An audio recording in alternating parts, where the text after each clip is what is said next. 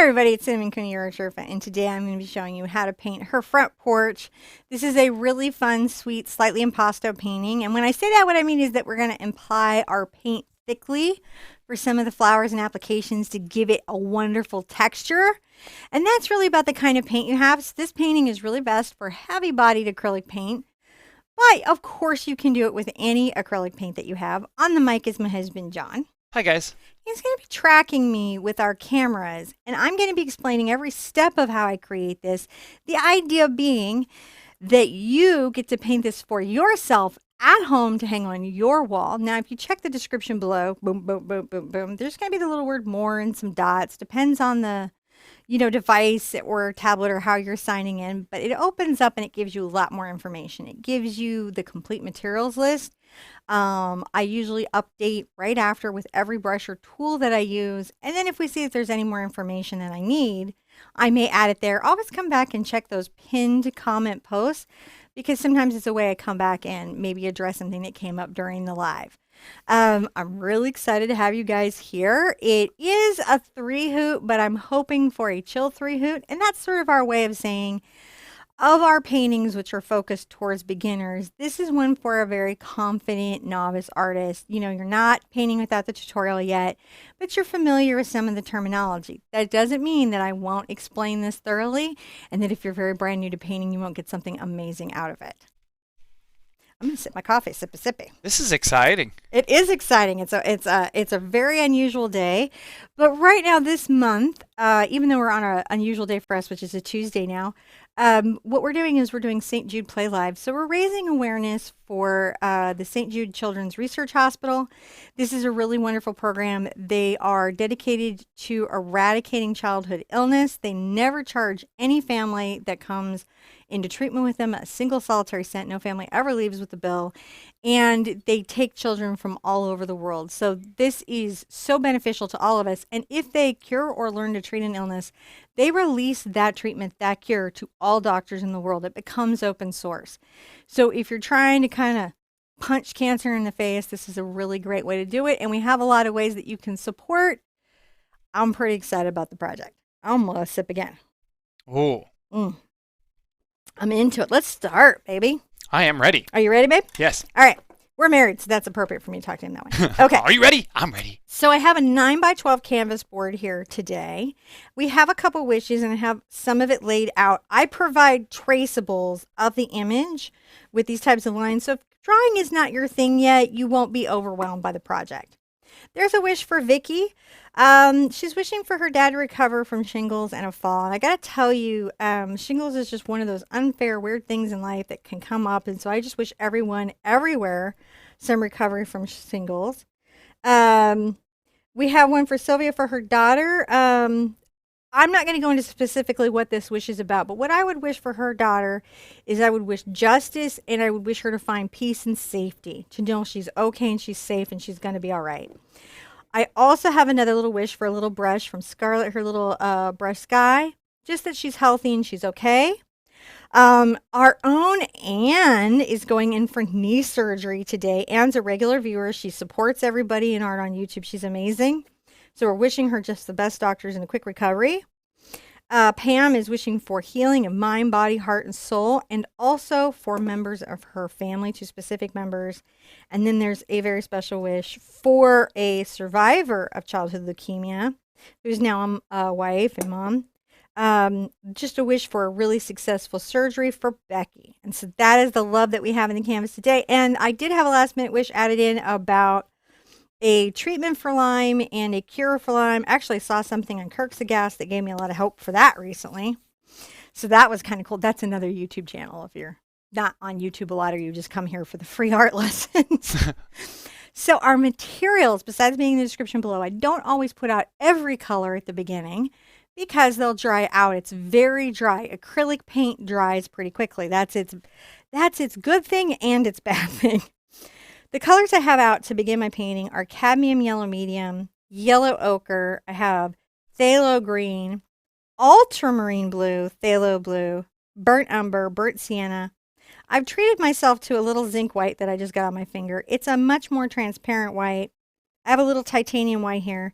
And this little milky plop in the center is called Glazing Medium by Golden.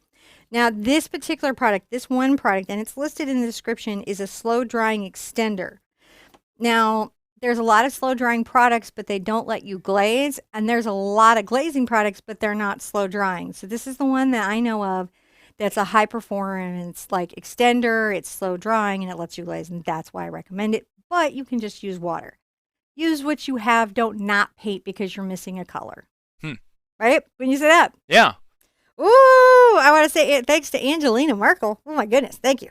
We are, if you don't know, we have achieved the goal where John has to paint an ATC, and at the benchmark of I get to $5,000, I'm gonna do a Bob Ross tutorial with Bob Ross kit and product and follow only his instructions and just do it his way. I'm gonna see what that's like, and I will do that for you, all bobbed up, painting oils, which I don't paint. If you've been here for a while, you know I don't paint oils. They're not my medium. My mediums are all water based or fire based. Now, I've got some jokes here, but once you get the paint out and we get going painting, I'll start with our jokes. Okay, well, we're all ready to go. I'm going to start blocking this in. All right. John's going to joke in. So the first thing I'm going to do is I'm going to look for a nice bright that's going to work my spaces easily. So I'll come over here maybe to my brushes since a lot of them are clean right now. And I'm going to find this wonderful number 8. This is a very nice brush. This is a brush for acrylic. This type of brush is called a bright. And what that means is the filaments are a little bit shorter out from this part, which is called the ferrule. A lot of times we think of this as the heel of the brush. And if you have an angle, you might think of the shorter side as the heel. And then the tip of bristles is often referred to as the toe. So you're going to hear me doing that. I'm going to dip my brush in water. I'm going to drag off the extra. And I'm going to do a thing called underpainting. Was that exciting? It was exciting for me.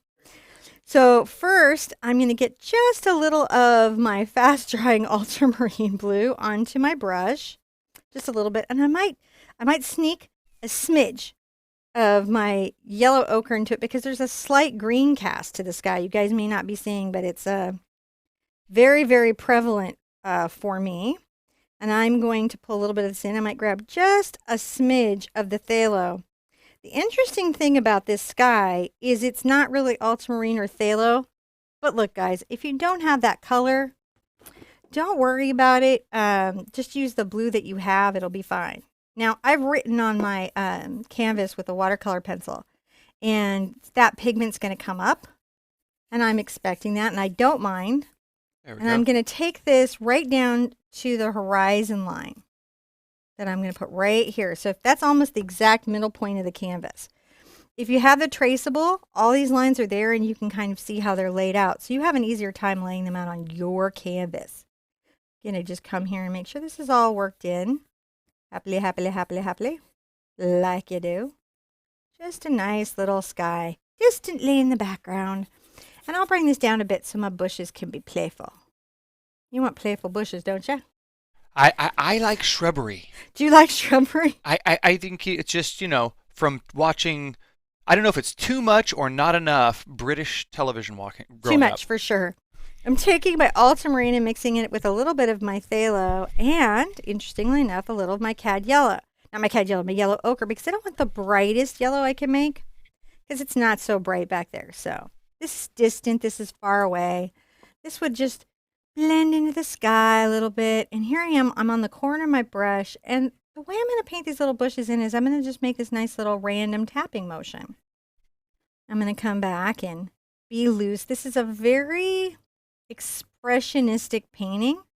And that just means that I'm being loose and open with my brush strokes and just trying to capture values and tones more than anything else. All right, I'm going to come up here. I'm going to sneak up here a little bit with some color and make another little bush up here that's quite lovely. You do. You can kind of see how that... Now it looks like distant little trees, right?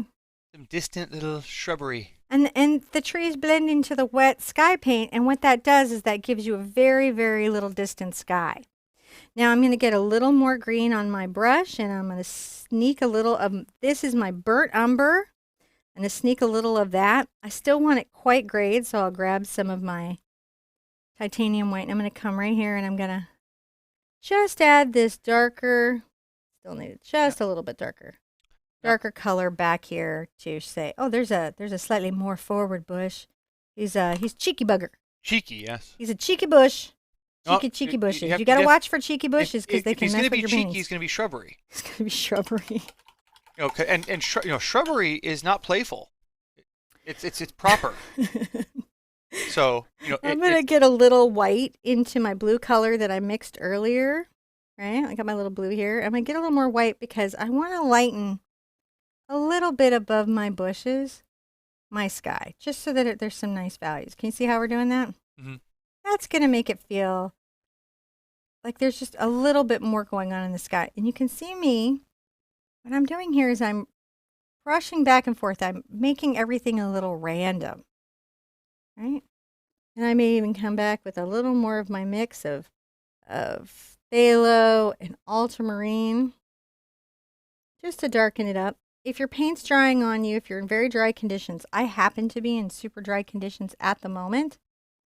And that's just where I live and how we have to live in Houston because we have to have air conditioning, which really dries out your air and therefore dries out your paint. Well, then you add to that, the row of heating lights that are above you, sucking all of the moisture out of the air. Yes, let's add that in. And then, we could just go on and on. It's not conducive to painting in here. It's kind of funny how a little picture is appearing right here on canvas. Look at that. See, if I go to this screen, mm-hmm. and it's like, wow, that's really cool. And then you look at this screen, it's like, oh, there it is there. It's really fun. There it is there. You can see it. One of the things is like, if you're sitting at a table, if you're in bed, if you're not standing at an easel, you're too close to your artwork sometimes to really take it in. And it's always a good idea to back up, right? And stand across the room and look at it. And that's a great way. If you've got an issue where you just can't be moving around, you've got mobility stuff going on, take a picture with your cell phone and then look at it. It's about getting distance from the work and taking it all in, which we should probably do in our lives a little bit, right?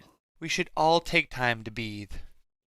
Take a little distance from our lives and our work and take it all in and take the beauty of the broad strokes instead of every little single minutia mistake, I think. I agree. So I'm loading up a little bit of this phthalo green, which is quite a bright color, onto my brush. And I want a bright grass, but I don't want it so bright that I would get from cadmium yellow. So I am using my yellow ochre as a way of doing that. And this is where I might come over to my zinc. Zinc allows me to lighten a color without really changing the hue. And hue is just a way of saying color. Like yellow ochre is the hue, but the value is how light or dark it is. Weird little artist terms that you might hear from time to time around YouTube and with me. Mrs. Butcher asked a I'm Mrs. Butcher. I love your name. She's the butcher's wife.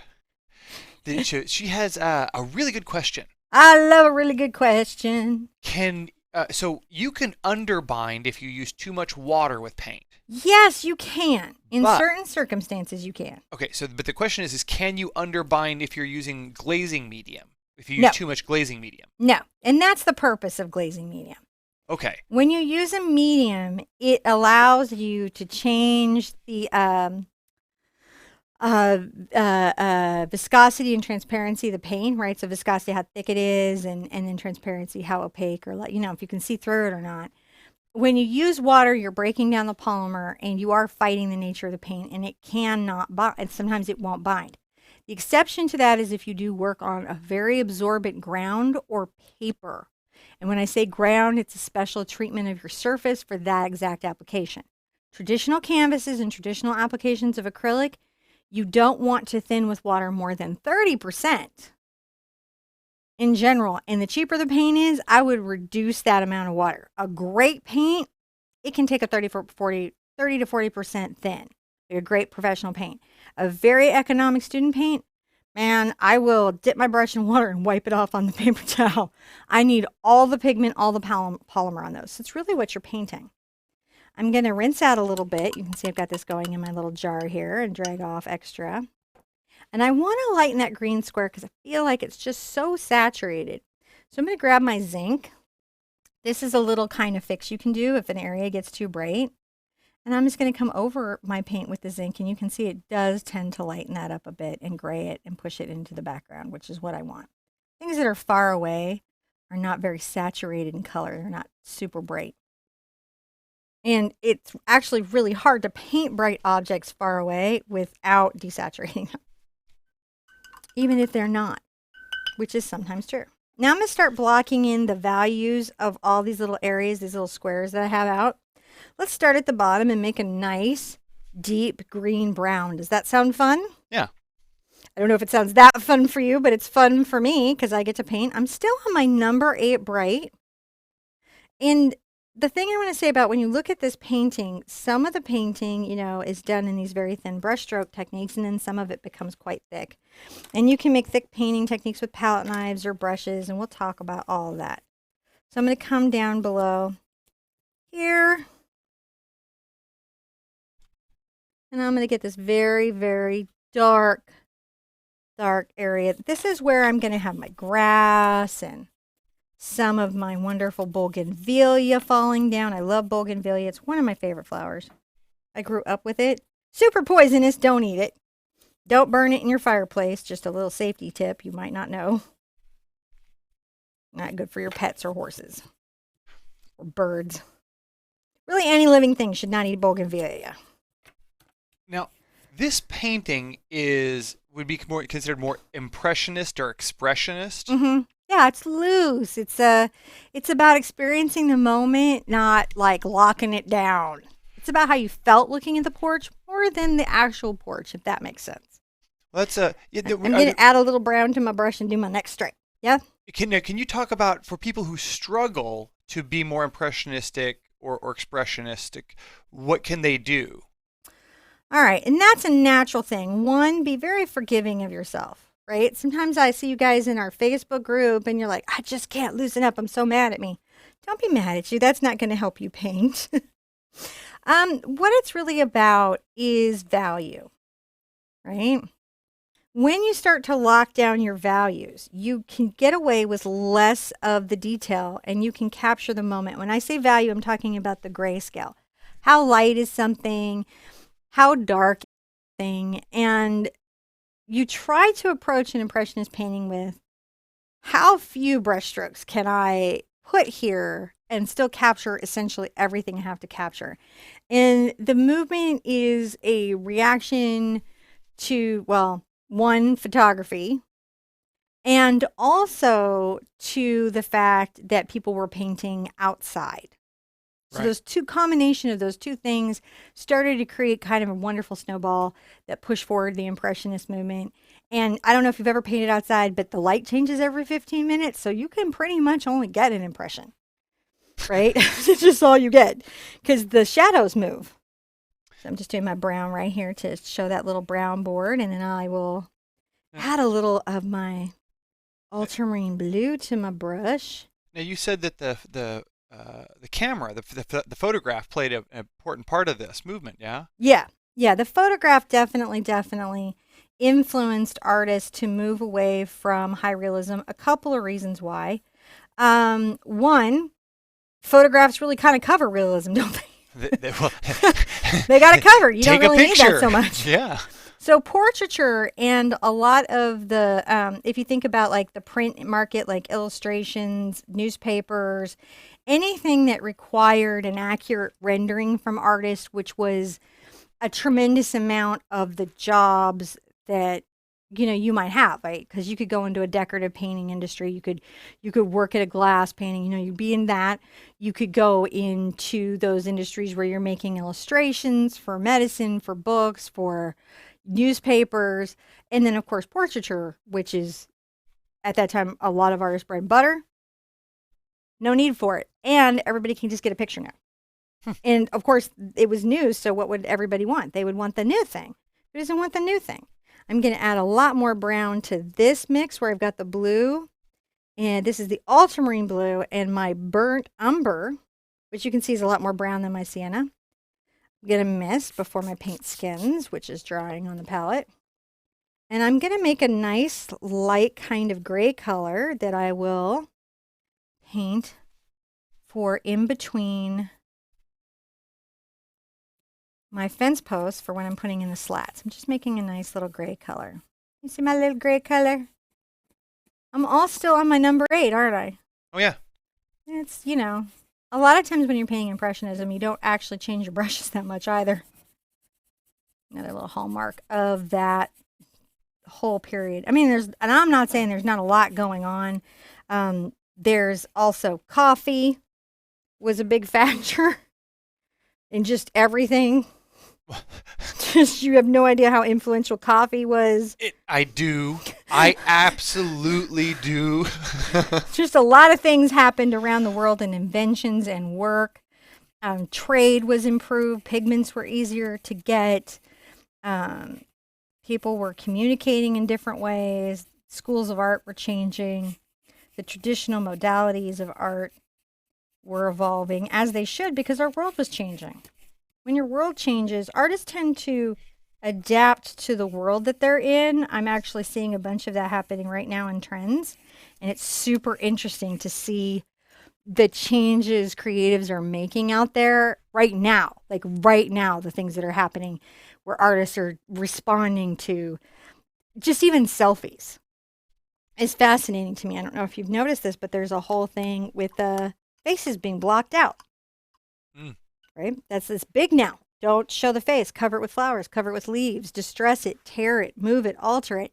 Because obviously everybody's got a camera phone now. Everybody's an artist. So the artists, they have to make themselves be different than what everybody can do. It's interesting to me. I don't know if it's interesting to anybody else. It is interesting. I just I'm interested. I'm here with you all the time, and I haven't heard about this, and I'm interested. Well, because I sometimes I have to edit. I yap at you all day. So I'm just loading up now my phthalo blue with my burnt umber, but I'm taking this color mix. Can you see this? It's a little more blue. I can see it's a little more blue. And this just, honestly, this is so much less important It looks than kinda grayer the more idea there, that though. you're going to demark these areas and we're covering them. I'm using the straight of my brush to be the line. So it's just the width of this brush. Whoop! That's okay. That doesn't even hurt anything.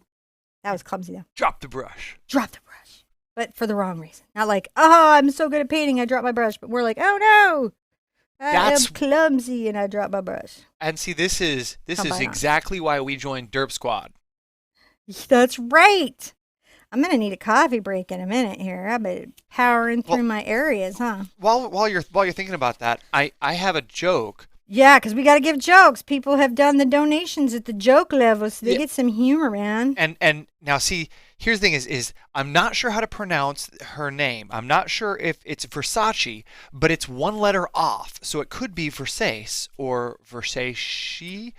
Oh, I cannot wait very to hear close. what this was supposed to be. I don't know. See, the thing is, this is the problem with pronunciations. You don't really get to know this stuff. I'm going to sip my coffee and mist my paint and let you have your moment. Go for your joke, Mr. Coon. I like jokes. I know that. Did you but so here's one. This is just a warm-up joke. I got more jokes for later. Because this is going to be a long show, I know. While you're doing this, can I heat my coffee? Why don't I heat your coffee? No, you tell a joke. I'm going to heat my coffee. Oh my gosh, she just wanders off. Look at her go. And I guess she can hear me, but now I have to kind of entertain. Okay, I'll come back. I passed it off. Okay. Look, there she is. Back. Okay. I'm just saying, like one of the few art YouTubers. You're gonna leave me in a panic here. I'm showing off, is what I'm showboating. Did you hear the panic in my voice when she left? I was like, oh my God, where's she going? Don't leave me here. All right, so let me tell my joke now. Did you hear about the party at the zoo? I did not hear about the party. It was pandemonium. See, it's dad joke. You got it. See, I'm just warming them up. I'm warming up the dad jokes. Just getting them. But see, look, it's for the kids. So remember, guys, everything all the donations that you guys give to St. Jude help all of the kids all around the world, because all of the cures that these doctors come up with are open sourced and given to doctors all around the world. So thank you guys for influencing me to tell these wonderful dad jokes for all of the kids. So thank you guys. Of course, we are personally very grateful for everyone who's donating. Yes. But I want to let you know, because we're not always in a good resource place as we come to the middle of the month. I'm sure many of us feel it. And since it's not always possible, but there are other ways you can help organizations, especially St. Jude, succeed. And one of them is just to follow their social media. Go on Facebook, follow them.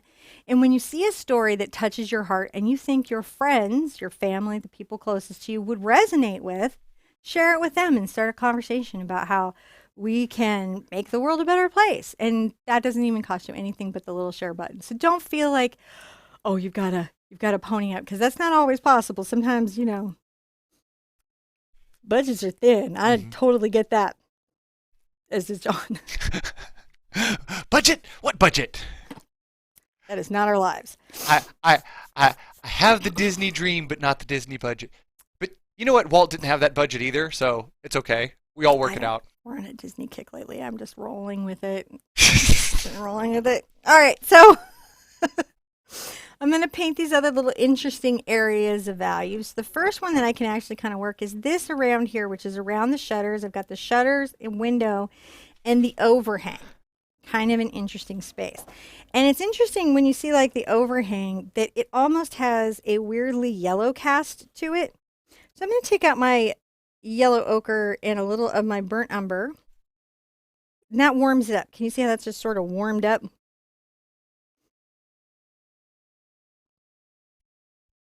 And I'm going to grab a little of my titanium white because this doesn't need to be the brightest thing we've ever seen in the whole universe.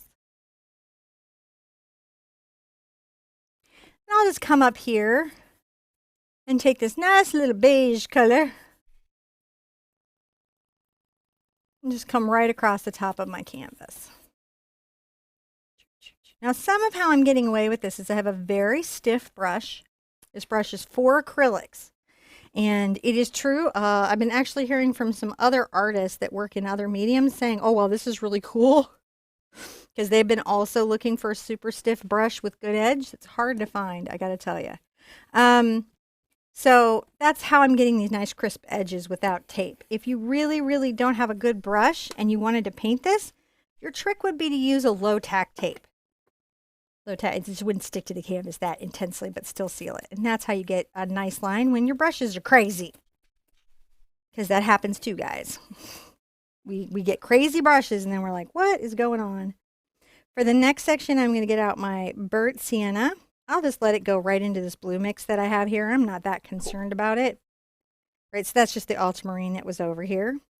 I'm creating these different values so that when I go to make my little slats, there's some stuff already happening that I can depend on.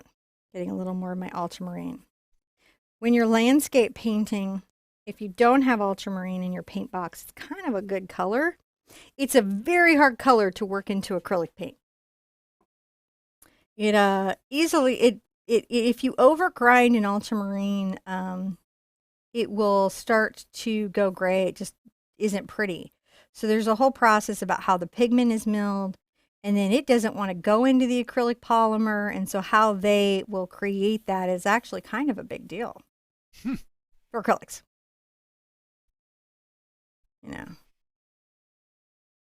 For acrylics. That is a big deal for oils. So you see this is kind of giving me a couple different little values here that I can tell this space is different than the other space. There's definitely at least a couple different values. Right. And a couple different hues. Okay. Colors, All right? What is that? Okay, real quick. Give me a refresher. Hue versus, what was the other one?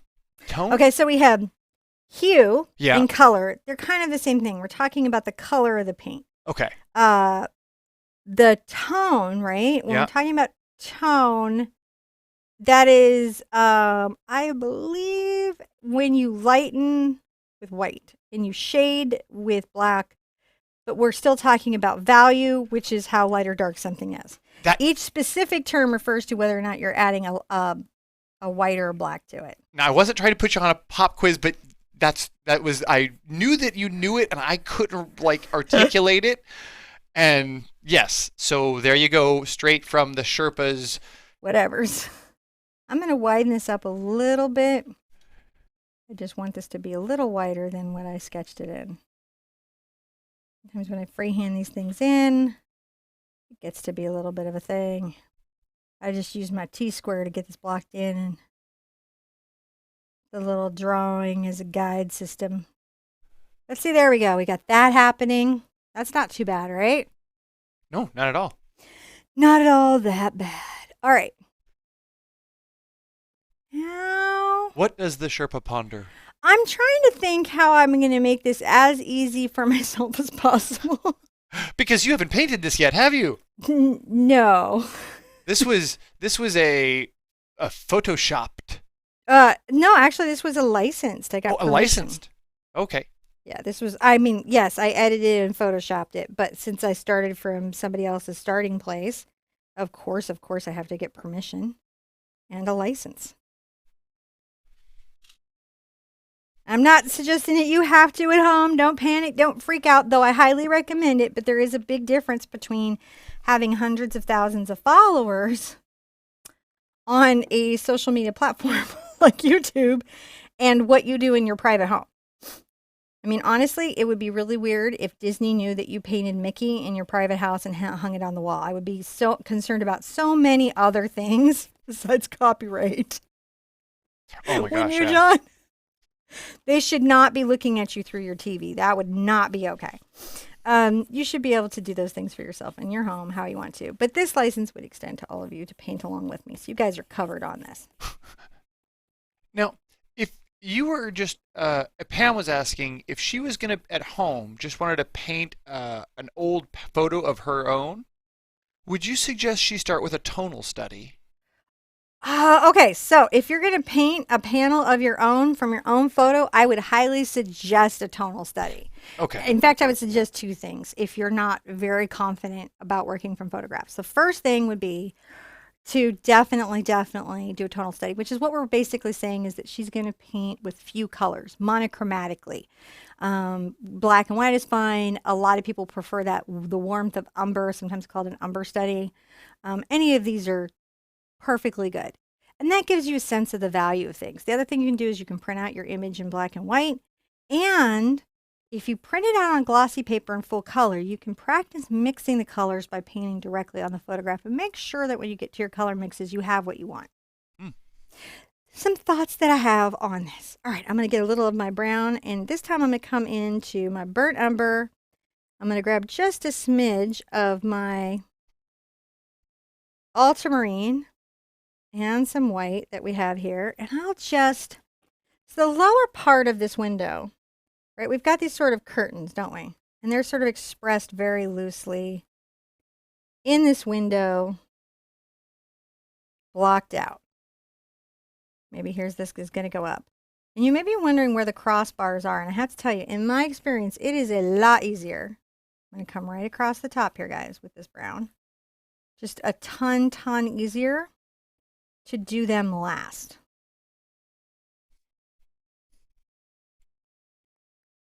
You know, oh, and if anybody wants to know how they do get permission if you want to paint, you know, from a photograph or somebody else's work that's not like, you know, on Pixabay or something, I have a nice little form letter in my Facebook group, the TheArtSherpa official.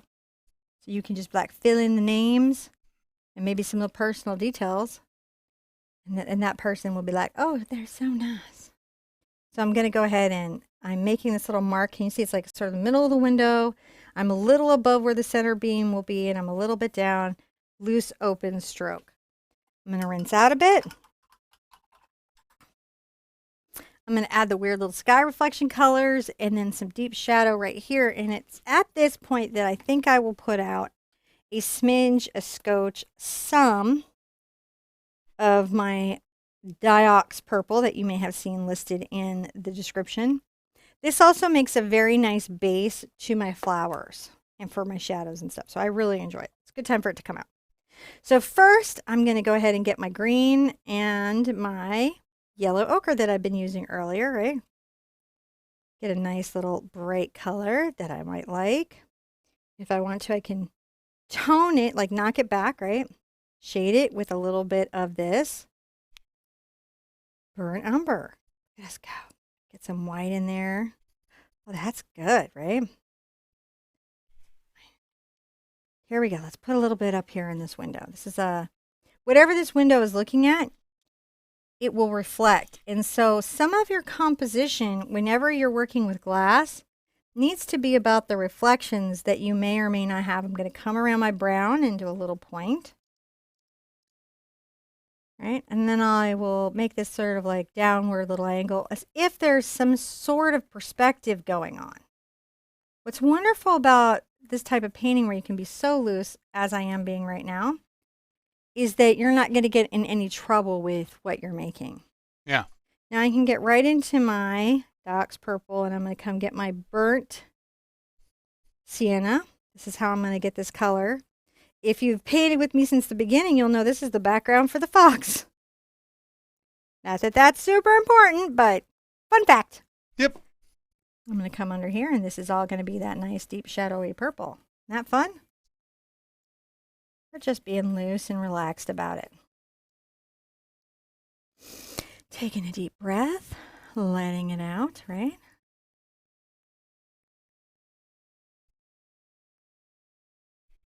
Maybe I cut right there. I like that little spot right there. Oh, rinse this little sucker out.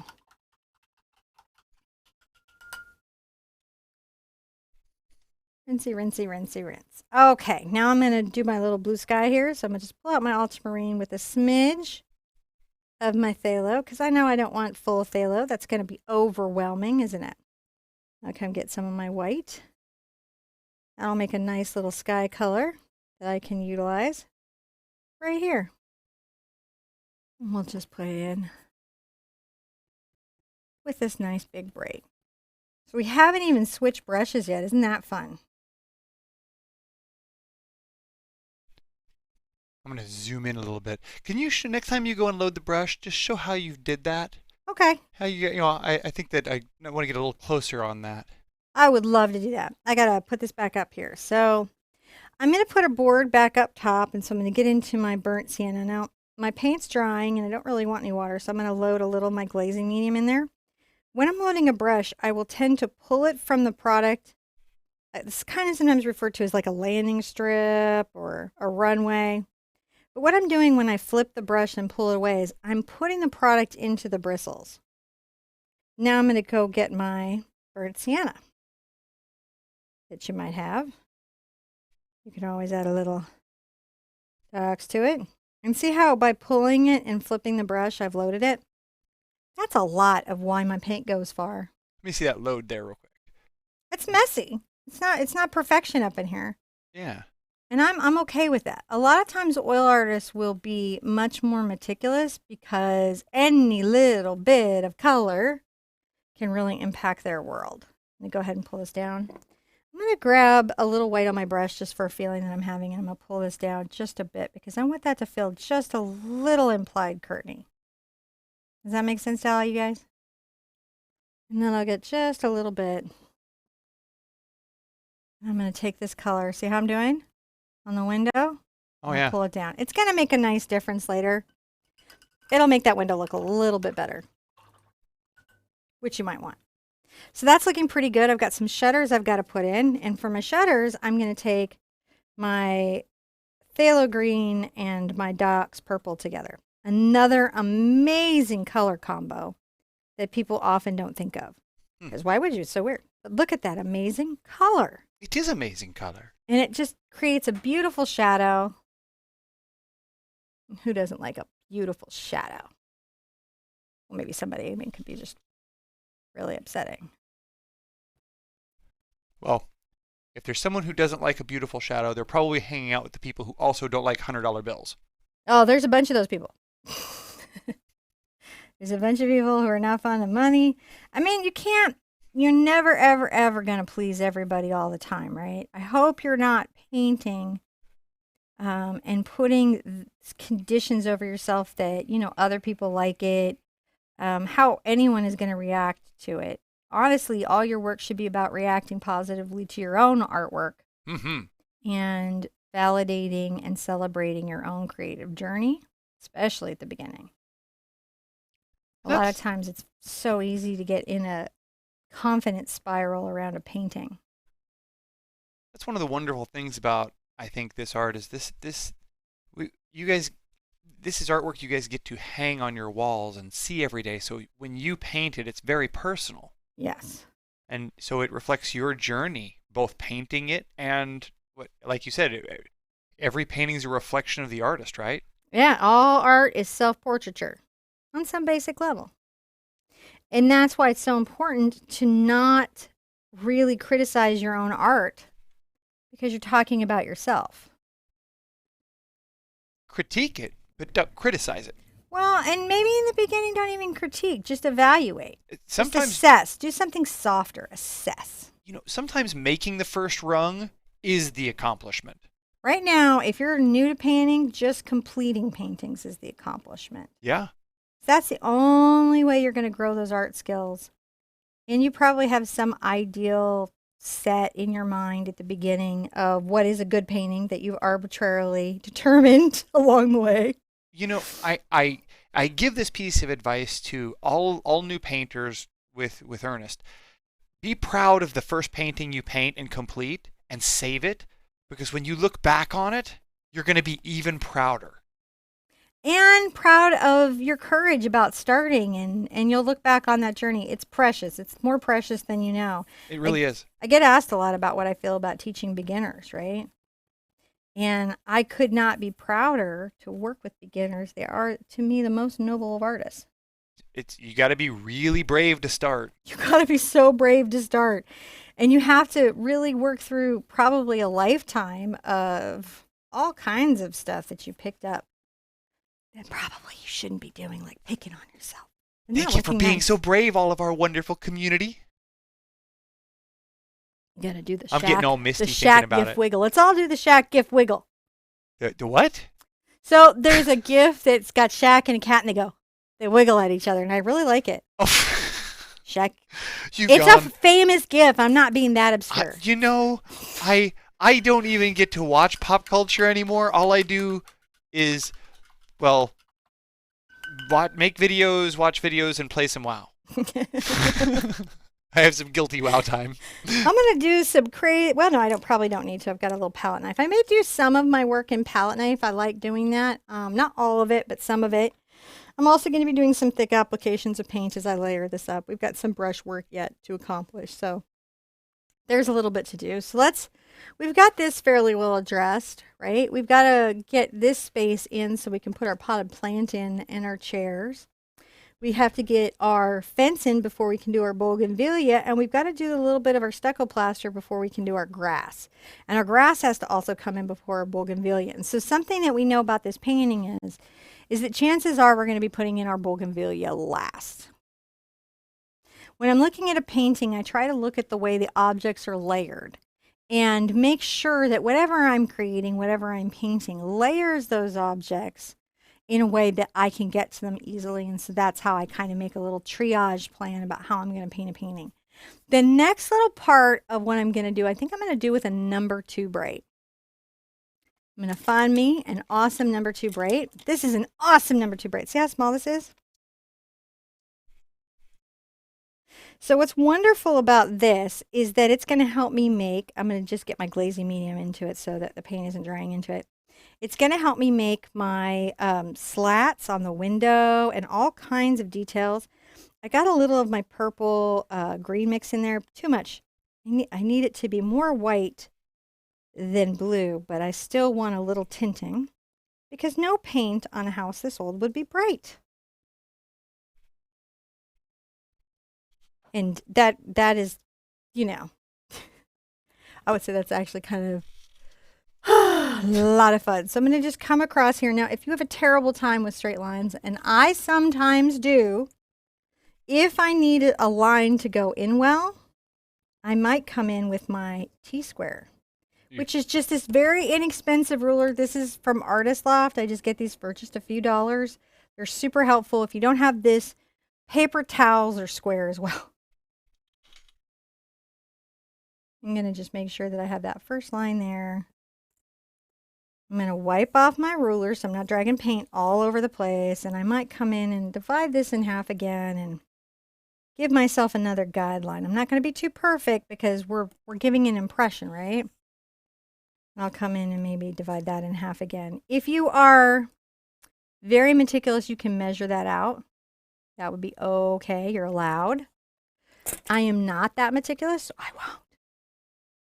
But I don't want to stop you from, living your destiny. So I'm going to just come across with this little brush. See how I'm just coming on the wide? And I'm letting the brush break. The paint is breaking over the surface of the canvas. That means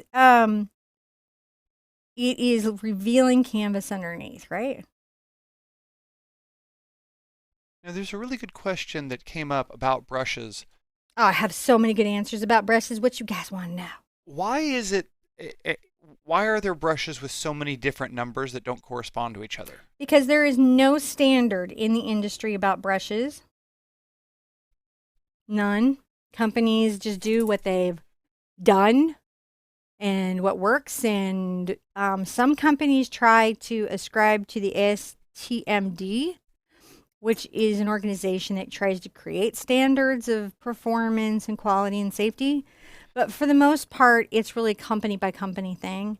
What I'll say is some of them are going by millimeters, some of them have different aspects. Long handles will be differently sized than short handles, even in the same line.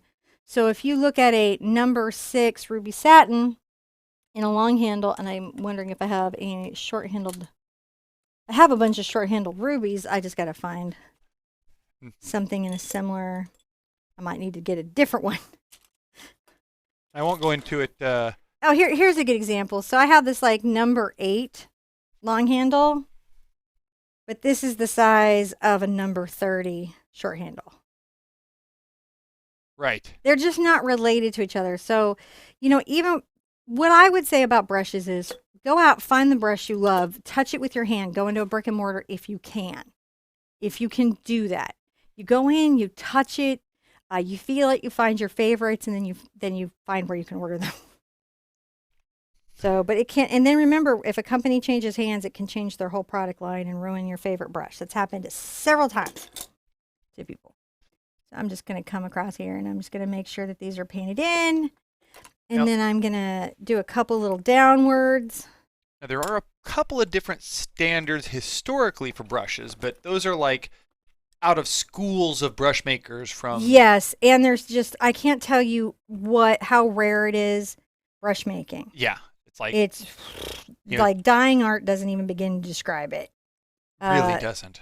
Makeup is not a good indicator about how the art industry is doing at all. Different brushes completely. Yeah, and a lot of companies that were in brush making went into makeup because that's where all the money is. There's just no money in artist brushes. Very low volume. Yep. We're not a big consumer market, are we? No. No. So this is true of your art materials in general. It's very niche.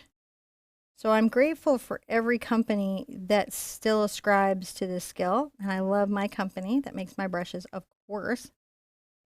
But I think it's just important to know that they're all kind of like unicorns out there in the forest, making paint, making brushes. So I'm just sort of just very lightly and sketching this in almost with my paint.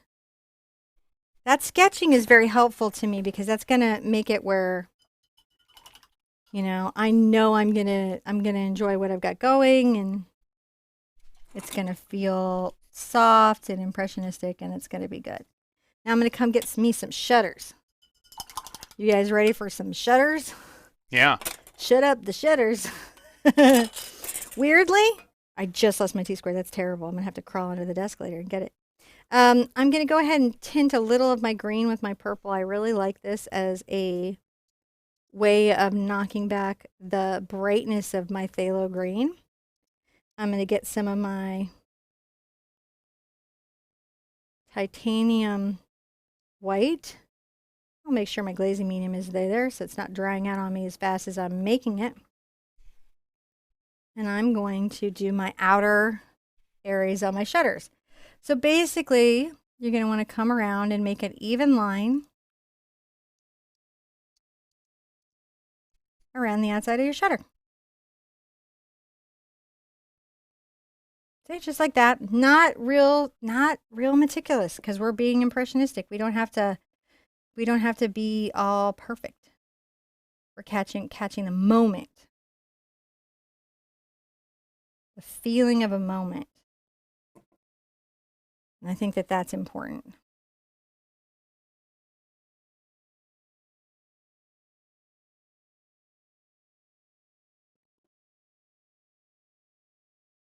When I have that, I'm going to get my slightly darker green that I have here. You know what I'm doing? Just darker. But it needs to be lighter than the background. And this is how this is going to play against each other. It's an important play. And I'm going to very lightly... Oh, wait, I forgot something. I'm sorry, guys. I forgot a component. Did you? Yeah, I'm going to go back into my lighter color real quick. Where I have my crossbar, I'm going to go ahead and crossbar my shutters. There we go. I just did a little crossbar. Yeah. So they both have a crossbar. Now I get that color that I just mixed a minute ago and took you away from in 2 seconds later. All right, just doing that. Brighter than the background. And I'm going to just come along here and make little shutter lines segmentally down. See how I'm doing? If you need a little more white into that mix, go ahead and get it.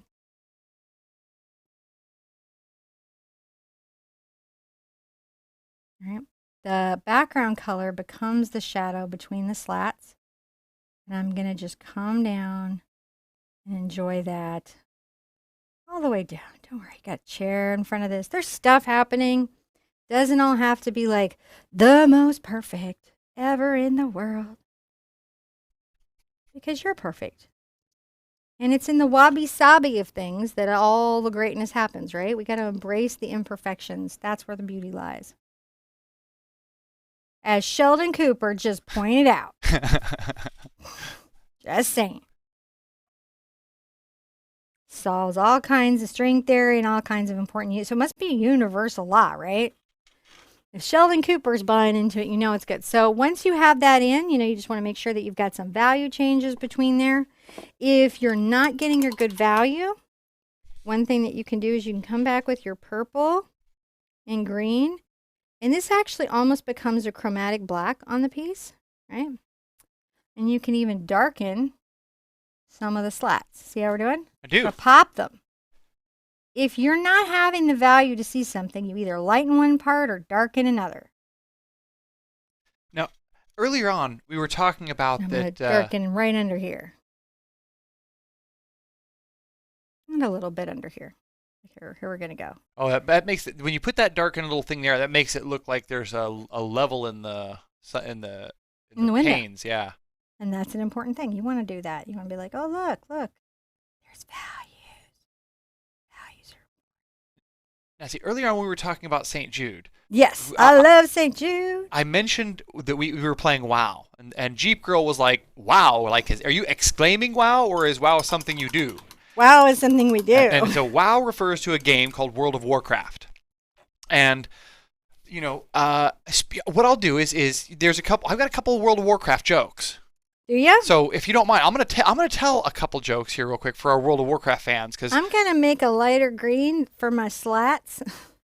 I put a little yellow ochre in it. I'm gonna add my purple, but I just need it to be lighter because I'm still not feeling the pop. And I need the pop, guys. I need it. And it could be my screen on my TV too. Oh no, that's popping. All right, you tell your joke, and I'm gonna just fix all these because I'm like, irk. So World of Warcraft's been around for a long time, right? Myself, yes, I do. Yeah, and so World of Warcraft's been around for a very long time. They've got like 12 different expansions, maybe 6 different there's lots of expansions. I couldn't even go through them. Cataclysm, Outlands, It's like Pandara, one of the longest running Legion, MMOs, isn't it? Yeah, it's one of the longest running MMOs. There in the we world. go. I think it's 14 years or something. But so, and when they call the original game was Vanilla WoW, right? So how do you know if someone's been playing since Vanilla? I don't know how you would know that. Don't worry, they'll tell you. That's the first information out of their mouth. It's like, oh yeah, don't worry, I've been playing since Vanilla. Let me tell you how it goes. Hold on 1 second. But I think that's kind of natural. We're all kind of that way in life, though. Just kind of. I tell you, it's over. Where did you go? I'm right back. You disappeared on me. I did. I know I'm so weird like that. Sometimes all right, you let's do disappear some off screen and I don't shading even up know here, and let's get these in because I want to put my basket and my chairs in. Okay. You went off and came back with a plan. I did. How did you do that? I was sitting here telling jokes, and you disappeared and came back and said, "No, we're painting." I let you do you, boo. Okay.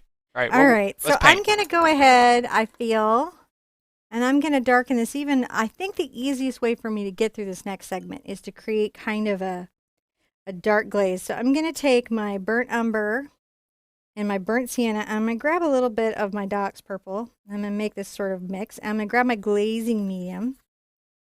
And this is why this stuff is so cool. And I'm going to just go here and create some of the slat value. Slat value. Beep boop. Beep boop. That would be the actual functioning alarm as to where the dog did not bark or notify us of anything. Right. No, well, no, cats. That's all she's watching for is cats. And the UPS truck. Yeah, don't expect anything else. She's on cat duty. Everyone else could have brought a cookie, so she's not going to go for that. As she's now trotting up front to go see what's going on. She's like, oh, well, now you've called me out. I guess I got to go do something about it. I love Twix. She's so much fun. We have a lot of vanilla players in here with us. No, and I bet they're telling you. There was an echo of vanilla players. They were like, they all laughed. They were like, yes, it's so very true. This is how you know us. But in all honesty, they have. Who was that particular joke for? Because I think that was for somebody that. That was for Diane. Was that for Diane? Yeah, that was for Diane. Oh, wow. Thank you, Diane. Oh, wait, no, that one was for Sherpa Carly. I've got another one for Carly? Diane. I've got another one for Diane. Okay, well, I'm just glazing this all in, so. All right, well, I'll tell another wild joke for Diane. Okay. Why didn't the warrior cross the road?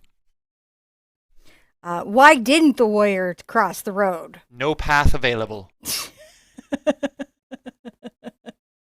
This is definitely a wow thing. You gotta, no path.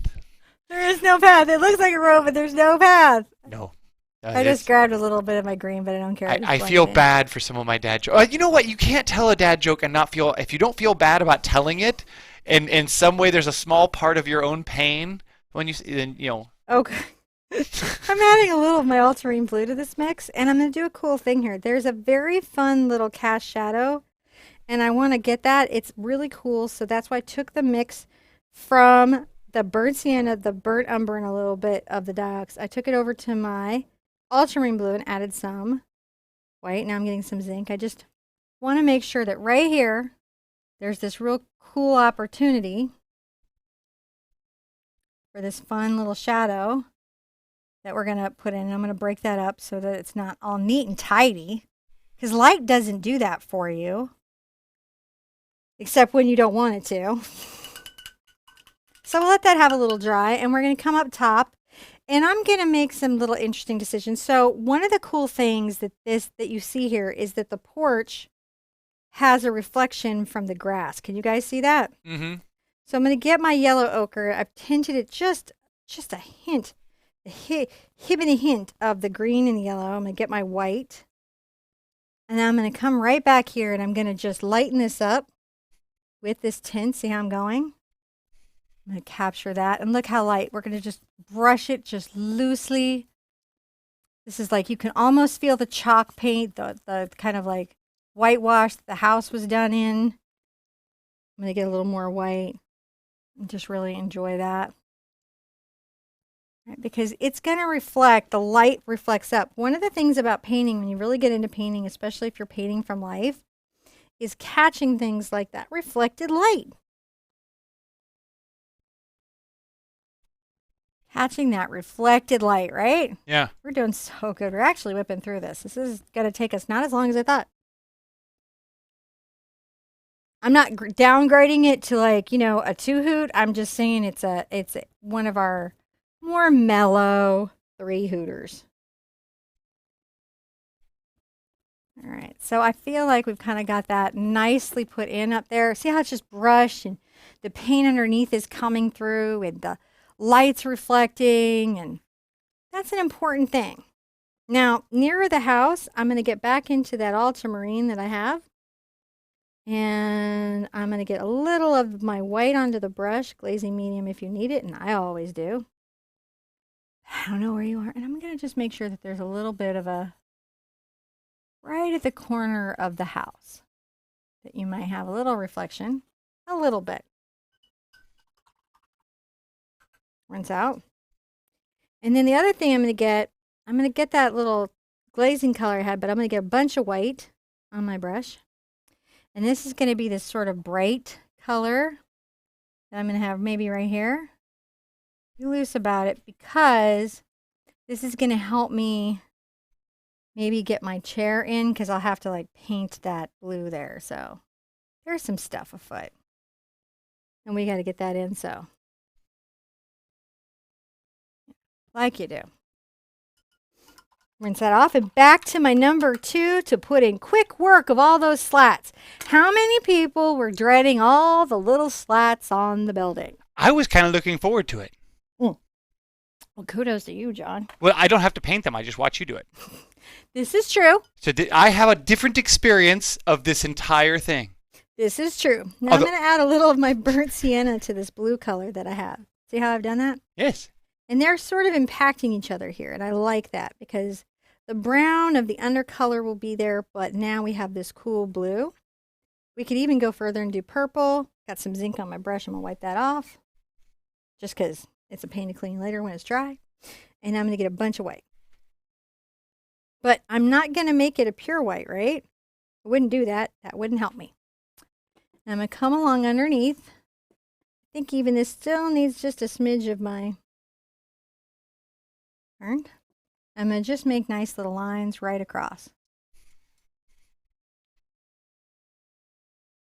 We have to have a line coming down here, so I might need to get this in so I don't, because what I could do, what you might do, what I could do for sure, is overpaint that line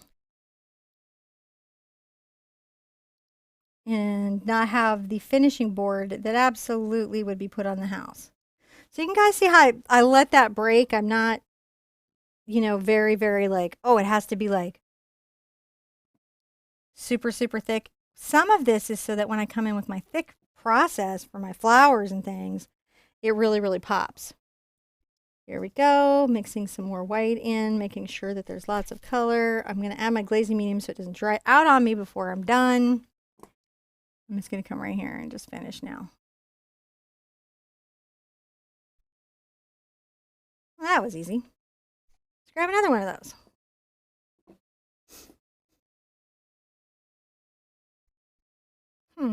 That's interesting what happened there.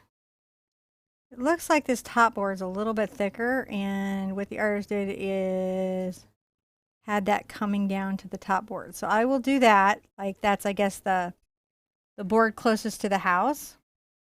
Cool, cool, cool. All right, now to slatting.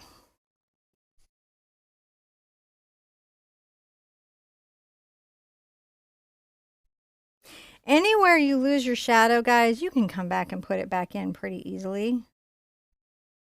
The trick will be the even spacing of your brush, right?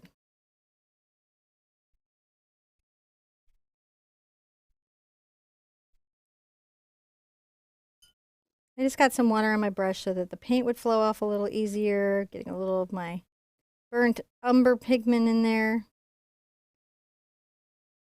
Still got my phthalo, so it's a nice mix of those two.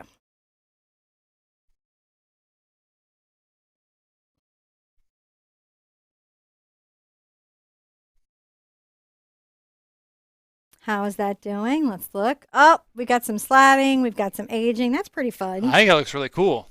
Fun stuff.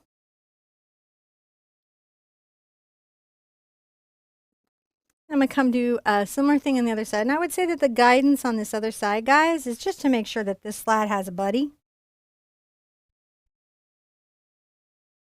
Because you'd want your builder to do that, wouldn't you? Now, I'm dyslexic, so this is one of the places, like with rose puddles, that that definitely makes it more challenging for me. 1, 2, 3. This is a lot of where cars become more challenging. It's just, we all have stuff going on.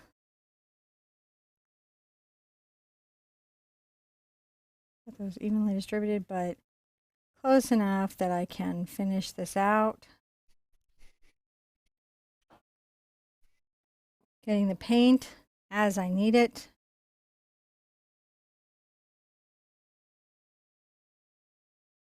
There we go. So once I have that basic in, right, I can come back with just a little more of my white.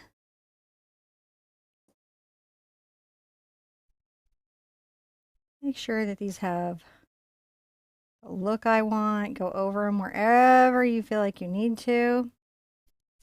If they didn't have enough paint, you can come back and fix that. Now I'm going to come back and do a couple little perspective things that I need. I'm going to get a little of my Docs and my burnt umber and my burnt sienna, right, which was my glazing color. Get my glaze into that. And now watch this. So I'm going to come right along this. And even under this, I'm going to start darkening some of these more important shadows. So things that need to have a shadow do. And the other thing that I'm going to do is there's a little bit of this sort of shadow perspective that they did, which is about angling a little bit of the shadow coming down, isn't it? And then finishing that off. And then suddenly a weird kind of little implication of the angles of the boards is now talked about. Darkening the shadow as I go. Or as you go, as you see fit. All that. Making sure I've got enough glaze to get by. Glaze, glaze, glaze. I like to take that all the way down. And then we have it again over here along this wall.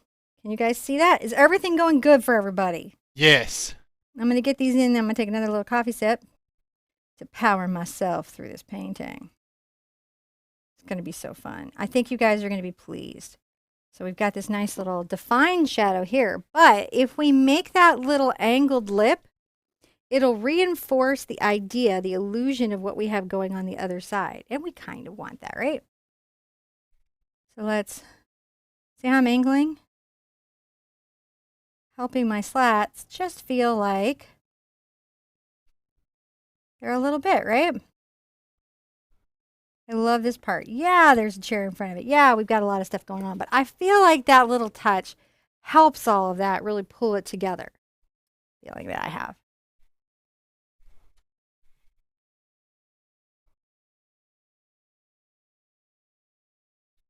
And just making sure that those shadows feel strong and considered. Now, are you using zinc or titanium white there? So far, I've used a little zinc, but mostly I've been in my titanium whites. Like you can be when you are.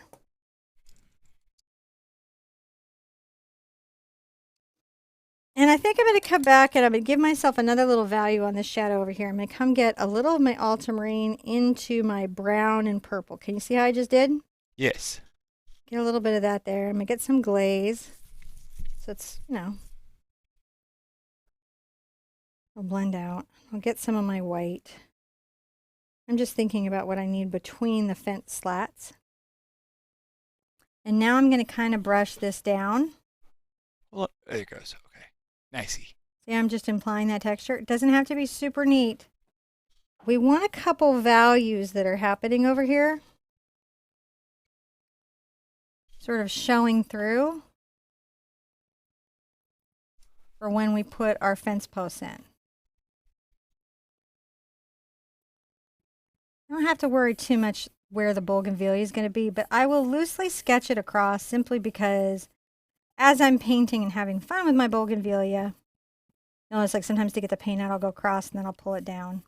This is called an implied, this is an implied texture, it's implied lines.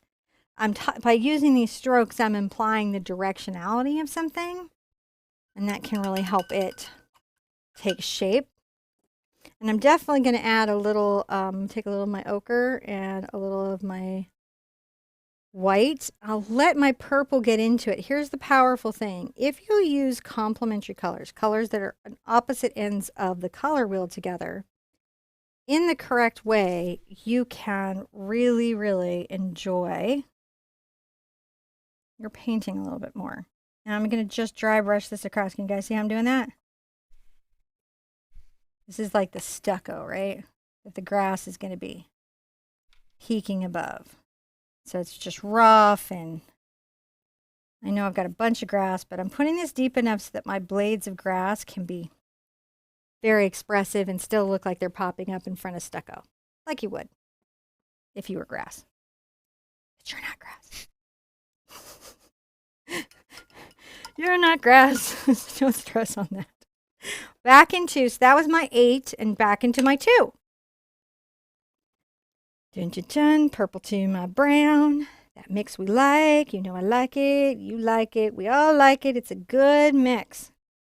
Get my zinc on this one. See how the zinc is so different than the titanium white? And the way it impacts the color. And I'll just come across here with that very loosely. Oh, something interesting happened there. I won't know till later. Now I'm going to get a little of the white on my brush. So this is a bit brighter, and I'm going to do something you're like, wait, what? I'm going to get a little of my yellow ochre into this. So the white and yellow ochre, did you guys see that? Yeah. So this will be the key. I'm trying to say that this has a little more light happening on it. So I warmed it with the yellow and lightened it with the white so that some of this looks like it has some light variance on it. You want that. You want that sort of like whoosh, whoosh, whoosh, whoosh. Right. I want you to have that. You may not want it yourself. You might be like, I don't really want that. I don't really like that at all. I don't know what's going on. It's not my favorite. I'm going to go ahead and just get a little more of my light paint. It's going to come right here. So I know I want to do that shadow thing. That's one of my favorite things behind the chair is the shadow. It like totally works for me. So I need that white to pull that off. I'm going to do my top fence bar, my bottom fence bar, some slats, and get my chairs in, and I get to do my pot and my flowers, which is like the best part once my grass is in. Best part. Chairs are going to get me. Just think happy thoughts for me around the chairs. I'm just saying, think happy thoughts. Like Tinkerbell. Think 'em. So I'm going to add a little of the yellow ochre into my paint here. It's got some purple in it already, but I just need it to be warm. It's in the sun, so that color should be a little bit in that space. And I'm just going to come across. Thick paint, right? Use my little brush. Sorry. What are you sorry for? I pushed Who the are wrong you button. apologizing to? Sometimes I push the wrong buttons and I just, I automatically apologize. As long as there's no cameras in the bathroom, you and me are good. But now you can wander off with that microphone. I know, that's like so my fear. So I've got that nice little color there. It's starting to brighten up that space, right? Now this lower bar, I'm going to pull a little of that paint out. What am I going to get? I'm going to get that ultramarine blue. I'm going to cool that down. That's my cool light reflection, isn't it? It's going to be just under here. It's just slightly than the top, isn't it? Just slightly.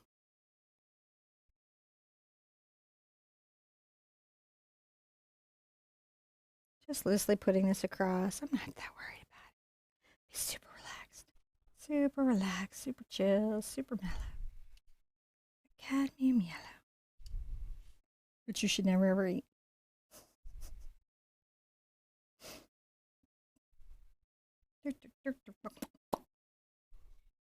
All right. So now I have those two values in, right? I got kind of like the more sunlight porch, and I've got the other. Now I'm just going to come through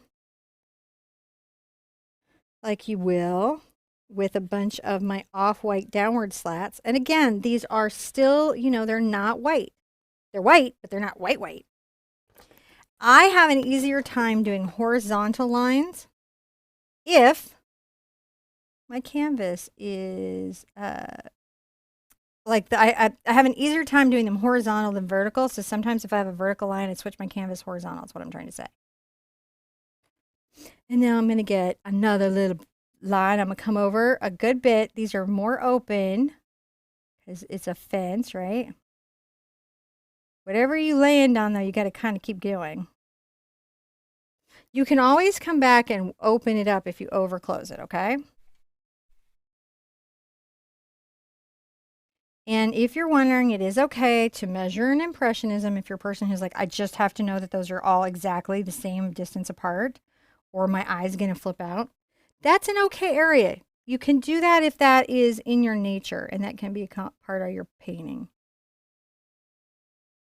We got a lot of flowers happening here, so I'm not too like, over worried about it, but we all have our own experience. I'm going to grab a little more of that mix and then a little more of that ultramarine blue into this, keeping this all nice and off-white.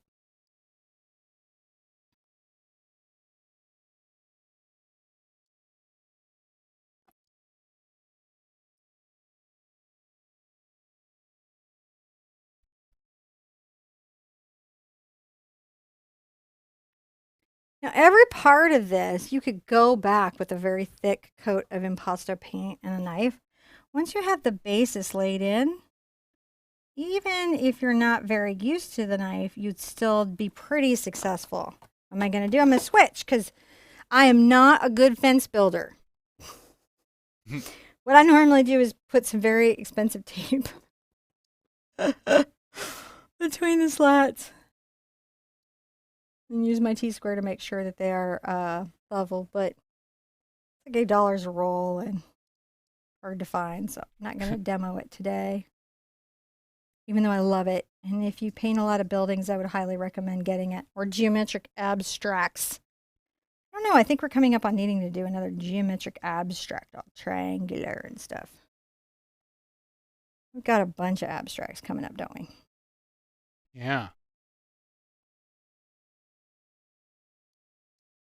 Here we go. I'm just laying these in, just trying to make sure that these are about the same distance apart.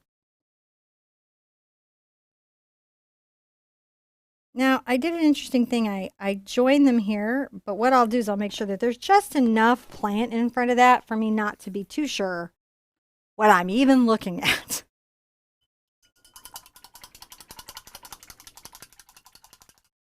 Wow, I'm with Joe. I'm loving this painting. Are you? Yes. Oh, let's check in. Let me miss my paint and sip my coffee. Think about my next steps. Yeah, I'm excited because you've got we're doing a lot here with the St. Jude Play Live, and we've already raised enough that you're going to be doing some Bob Ross paintings. Is that right? No, not yet. Not quite. We got to get to $5,000. We're at $4,358. Okay. If we get to the benchmark of $5,000, I have to paint a Bob Ross tutorial. I'm playing with whether it's live or not because I think that might be fun. Where I watch it, I follow the instructions. But here's the kicker. Here's the thing. I have to use oils, which is not my medium. All my mediums are mostly water-based. And so I painted like oils a couple times in college and like once in grade school. It wasn't my medium. I just moved on to acrylic. So I haven't done it. I did the one video where I showed you guys how to convert it into acrylic paint, but really honestly, like that's my medium, so that was totally cheating. So I'm gonna get the kit, and I'm just gonna use his tools. I'm gonna get the kit, and I'm gonna do what he says, and I'm gonna beat the devil out of the brush, and I'm gonna bob it up. Now, at 5,000. See, here's the thing: 8,000. I gotta show you my college artwork. I don't have any Bob jokes, but much like Chuck Norris, there are legends that have been told about Bob. Much like I've heard that there are no jokes about Bob. He's just, that's just one of those There's legends. So many good jokes about Bob. I don't know. But I do but have. They're not jokes. They're kind of like, how does legends. Chuck Norris slam a revolving door? Yeah, so it's like that. He's like at that level. It's like Chuck Norris and Bob Ross did a paint off, and the loser had to have a fro. But of course, Bob just wanted to have a fro, so he let Chuck win because he's a very nice guy. Well, Jan sent me one of these, and she said, and this I actually heard this was true because I was in the physics department. So when a producer at PBS asked him to paint faster, Bob accidentally ripped the fabric of space-time. So that. And I believe that you may share some of that space with him Should we some speed days. up? No, Let's no. find out. Let's go No, faster. no, I think I can do this faster. I think I could do this really, really, really, really, really fast. probably, but not today. Probably not today. Okay. Well, if you insist Okay. that today is not the day that I would do that, I feel like you can continue and do the next part with your brush, but I feel like I'm going to use some of my palette knife in a couple of places. So what I'm going to do is I'm going to put out a little more of my green. Green. I'm going to put out a little more of this green because I like green, and I'm going to put out a little more ultramarine. This is not French ultramarine. This is ultramarine. And we're going to record my ATC painting soon. Yes, we have to record your ATC painting soon. That's going to be exciting. We're coming up on new updates for the Patrons for the Indiegogo. Well, all that stuff's coming out. You guys participated in that. Well, they got their first one, but they got more. Yeah, we're so behind on everything, but we're getting better. We're like perpetually 10 minutes late for our own show.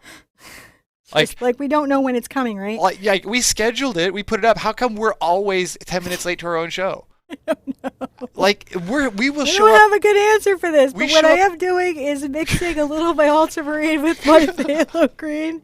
I'm gonna come get a little of my burnt umber and add it. So you can see I'm just using the blade. See how I'm mushing it down, and I scrape and mush and scrape and mush and scrape and mush and mush and mush. And that is thoroughly mixed on my palette knife, right? Now if I get a little of my zinc, add in there, loosely mix it, then I get some values. Oh, that's fun. So I'll do that. You keep going. And I'm going to come down here and I'm going to just tap my little brush. Maybe I'll just flip this over because it's really hard to get to and you guys need to see it. John can do that weird thing where he makes the canvas work. Where I move the camera up there? So if I'm stroking Don't stroke. a particular direction, if I'm stroking to the left, Okay. right? So, or top down, I load my bead. A bead is the roll of paint that I've scraped onto my palette knife. This is a diamond knife. This is actually from my ArtSherpa. I'll put the link in here. This is actual. These are the only red ones anywhere because I was like, I don't want white knives. I want ones with color. They say colored ones. They're telling me I have to do my painting live. I love that. I don't even know about that. I could try. I mean, like I could fail as miserably not live as I can live. So I'm pulling out a little more of the mix, right? Now I'm going to grab some of this yellow that's been happily skinning over here. Kind of pull it into my green and see how I'm loosely mixing? Loosely mixing it. Let's put some of this lighter color that we've got going over here. And let some of it, see how I'm using the knife to like do these weird little random scrapies up? And you can even do another thing. You can pull it in, you can tap it and pull it for some texture. Don't go too crazy with that one. People sometimes do. I'm going to tap some of my lighter values into my dark green, load up another bead, and come over here and say, there's some grass happening here too. Grass. Look, and this is like, look, here's the thing that's happening. Go tap and remove, and I don't go over areas that I don't have to a whole bunch. Now, once I'm pretty sure that I'm happy-ish with that, as I am, then I can come and get into my white, like you might want to do. And I might get a little of my burnt sienna into that mix there, graying it back. So it's a lighter value, but it's not as bright. And I might even need more of my white. Let's use up some of that zincs. So let's add a little spot of light right here. Like you do. See, a little spot of light. I have to get down there. Maybe can I put it up here? No, you're good. You're good. I can go wherever you want to go. You just go right back down there. You're fine. Okay, I'm just gonna You can just put it right back down. It's fine. I'm just trying to talk about different little spots on my little canvas that have some different things afoot. It says, oh, I have different kinds of little weird things that they're growing here. Do you have little weird growing things? When I want to clean my knife, I'm going to just pull the blade.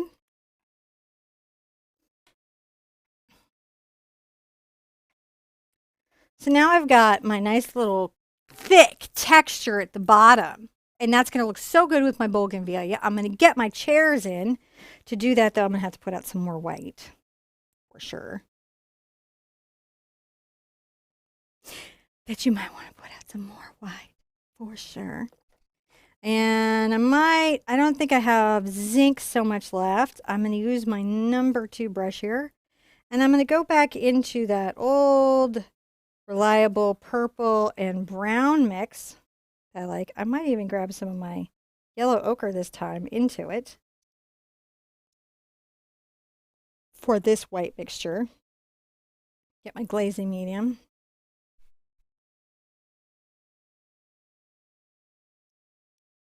Okay, here we go.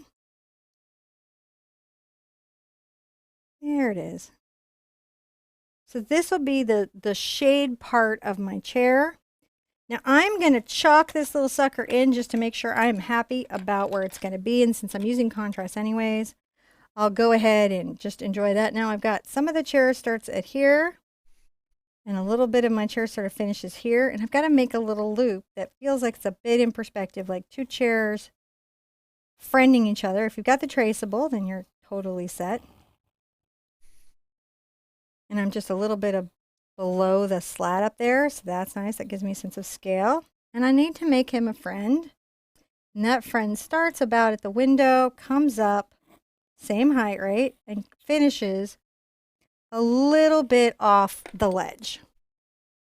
Let's get our first layer of the chair in, right?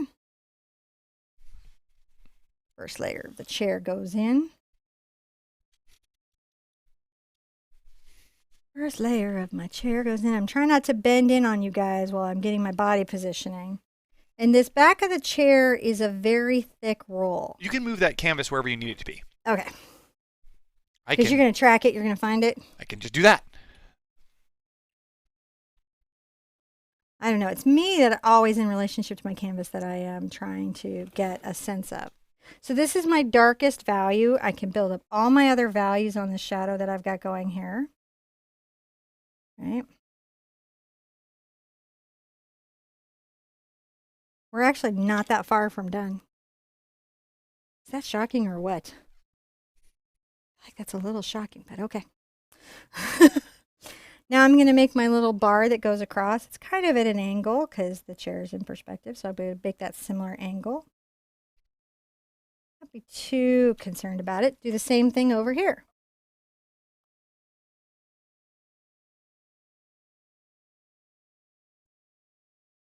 Same. How are you guys doing? Really good. I think this is a fun painting. This is really cool. I really have enjoyed the weathered wood and the different, I would say vignettes that are kind of being painted here. Because you have the little window of background there next to the house, and then you have the reflection in the window, and then you have the whole scene itself. And tells a very, very, if you live in the South, it tells a very familiar story. Well, yeah. I mean, this is definitely tea sip and porch. Yeah. Now I'm going to make this little band, and this little band doesn't come up at the angle that it's friended. It kind of comes back in a little, see, like this, and that sort of implies the directionality and shape of the chair on that side. So that's super fun. I'm going to wipe my brush off. And while this is, kind of drying and doing its thing, I'm going to add, my brush wasn't rinsed out. I'm going to just put a little bit of my white on here. And I'm going to very kind of relax and loosely make some diagonal slats that you might make. And then come back across with some more. Can you see those? Oh, yeah.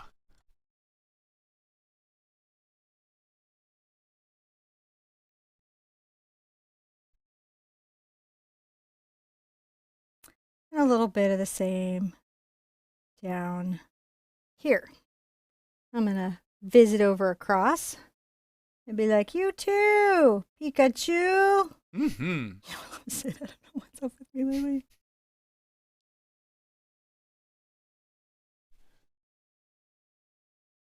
And then I'm going to come down here and And I'm just going to make some little diagonal slats. I like that. They make me happy. I'm happy with how they're going. I'm going to get my white. And this time I'm going to get a lot more of my yellow ochre. See how that's much brighter? Because it's yellow. I'm going to rinse out. Brooke says it's just missing a jar of sun tea on the porch. It just is, right? Like it just needs a little sun tea and a pie. A pie. Does that come over that house right now if there's a pie? Pie would be gone. I have loaded my paint up very thick on this brush. My grandma knew better than to leave the pies actually out to cool, because my cousin and I would eat the apple toppings off of you know how they make the little pie topping crusts on top of apple pies? I so do. Those little things, we would lift them off the pie and run away with them. Was that your grandma? Your grandma Fleming? My grandma Fleming. Yeah. She actually ended up making those separate for us. Yeah, I would too. It'd be a survival technique. It was. So me and my cousin Brian would run off those. So I'm letting a little of the purple peek out on that side because it's going to be my shadow. And you can see I'm painting in this very kind of loose methodology. As I come around the right side, the shadow now is going to kind of show, which is the purple right there. That's how I'm going to get that. And I've got very thick paint. And that's what I'm doing. I'm just painting this little thing. And so there, I'm like, oh, look, I've got to start that chair to come in. Right? You've started your chair to come in. And you've done it in this sort of off-white. So funny here. Colleen says it would be sun tea with no sugar. And to that I say, this is a non-political, non-religious channel. We aren't going to talk about sugar in our tea. Wow. Because that's a divisive topic in the South.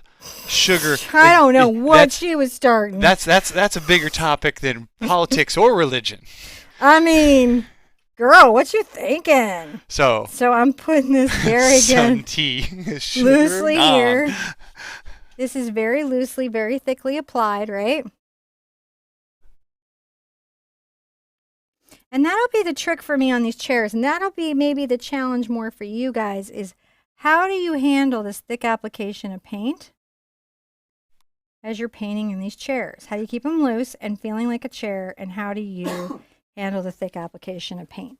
Now, there's a couple things I need to do there to pull those chairs together. One, I need to get my ultramarine on my brush, and I need to get a bunch of white into that because it needs to be kind of cool. And I'm going to come right here at this corner. Look at that. I have to tell you, there's one of the best jokes I've heard. It's a Canadian joke, though. Okay. What's sun tea? I know. Because they said that to us a lot when we lived there, too. We said, you guys have any sun tea? They're like, what's sun tea? And I'm like, no! Also, what's cilantro?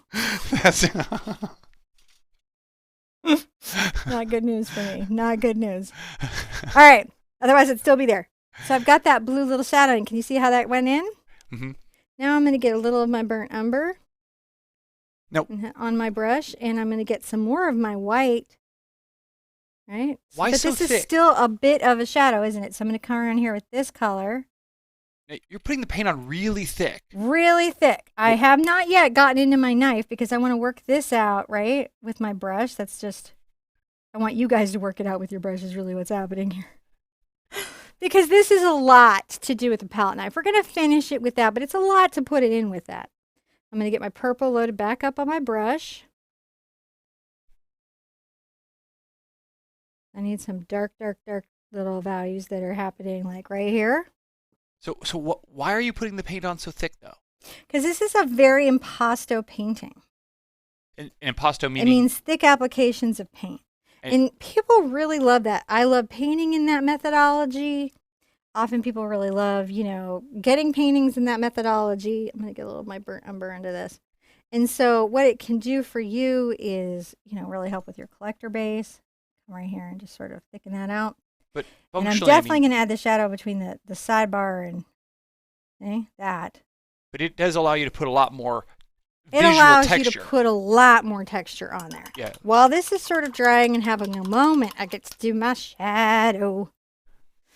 Okay, so I'm going to get my ultramarine blue and maybe my burnt umber.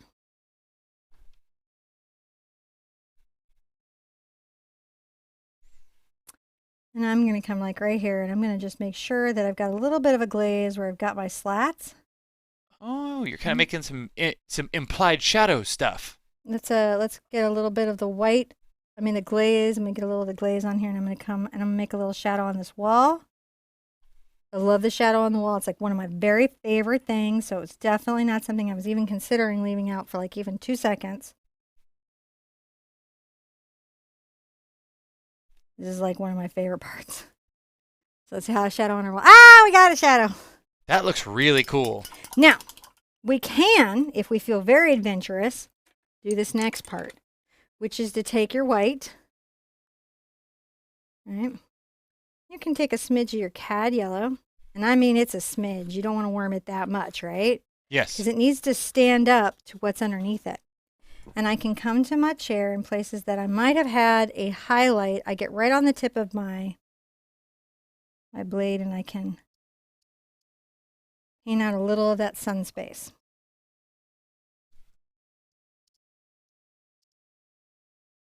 See how I've just got it right on the tip there? I can say, oh, right here, you might have some of that. That's really fun for me. I'm hoping it's fun for you, but it is really fun for me. Oh, let me just go right over there. I like it.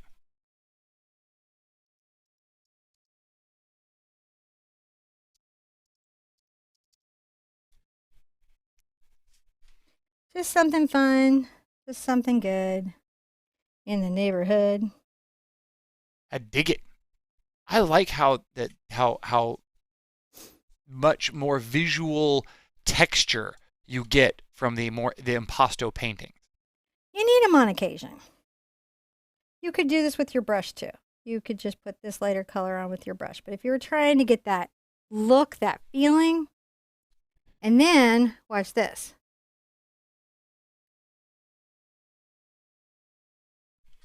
Now I'm going to load on and offload, get my brush clean, as clean as I can get it. Where you at? I'm going to load a bead on the right side of the tool. Hold on, wait. Get in there. Okay. Whoa, that's some thick paint. That's awesome. I wouldn't believe that you would have gone in and gotten it that thick if I hadn't seen it myself. Wait, where are you going now? Hold on. Hold on. Oh. I'm just going to tap out some of these sideboards. Not all the way through because we got a lot of plant, right? Right. We need to do some of them. I'll flip this side.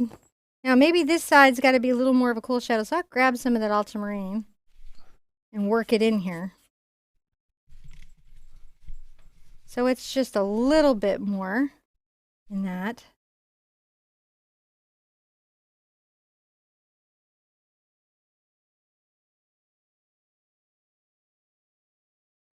Load up. If you find you're touching your knife to the canvas and you're not getting anywhere, you probably have to reload. And remember, you can always brush touch up anything you need. Oops. Don't stick your thumb in it. It's still not dry. Where'd you put your thumb? I didn't Way down at the bottom. Oh, you've got green thumb. I got a green thumb. But luckily, this is a loose impressionistic painting. Exactly. And you just added some I'm going to be adding a lot more texture and some stuff to it. So that's just where we're at. So once that's in, and I've got that extra level of sort of interest in dynamic lighting and texture, got my cast shadow on there. I'm going to wipe this off. I will let it continue natural drying for just a second. And that's just so that I can put in my pot, which I could do with a knife, but I feel like doing initially with my brush. So I'm going to get into my purple and burnt umber again, and my white. I'll come up here and I'll just say, right here, hanging down, is this charming little flower pot. You guys see it? I do. So it's like a little smile. And then you just pull down a little flower pot. You can be assured there's a house key in the bottom of it. Probably. I'll even go across and have that. But Now, everyone's forgotten about it being there. I added a little blue. I'm going to come here and I'm going to be like, hey, you should have a little shadow happening there, right? And then I'll grab a little of my white. Oh, look at that. Now we have some shape. So basically what I did was I put in my base, I cooled down my shadow, I created a darker value on that side, which I just messed up by touching it with my brush. Let's erase that. I'm just taking my wet brush because the paint underneath is dry, and I'm just removing the part I was not like intending to make and coming back with this. There we go. Nice little flower pot. Light on one side, dark on another. Going to put a bunch of little flowers. But to do that, I'm going to need a very dark color. I will try to do my phthalo and my burnt umber. And if it's good enough, we'll leave it. And if it's not, we won't. And I'm going to take from the somewhere off the top, I'm going to make these 3 little lines. Which are going to tell you about how this is attached to the house. A bit. Some. Not a huge amount, right? And then I'm going to get a little of this here, and I will go ahead and there's a good question. Add a little bit of this darker shadow right here. Neil just asked, how do you fix an impasto mistake? Scrape it. Scrape? Scrape it off, dry it, repaint it, or just keep layering over it. Those are like, once that paint's on that thick, you've either got to take it off. Wet wipes are actually not a particularly bad tool because you can get those wrapped around a Q-tip and even do some precision work. You can allow it to dry and then actually layer on top, because there's not really like some rule about like paint can't get any more that thick. See, a bunch of oil painters started doing really impasto techniques, but the thing is oil doesn't really dry when it's impasto. Acrylic, the reason they made the heavy-bodied acrylic is it does that. It does thick applications. You can be as thick as you want to be. And this stuff's going to be dry in a month. Well, it cures. Not in 25 years. Yeah, and it cures as or part never. of the reason. Is there's a chemical reaction for it to become a solid rather than exactly just evaporation of one thing. So there's some chemical differences. There are some chemical differences. There is indeed. I'm in this weird mood. All right, so I have a very nice little grassy spot down below. We do. I need to dry this down. Is it okay if I turn the hairdryer on? I think so. I can hit mute. Okay, you ready?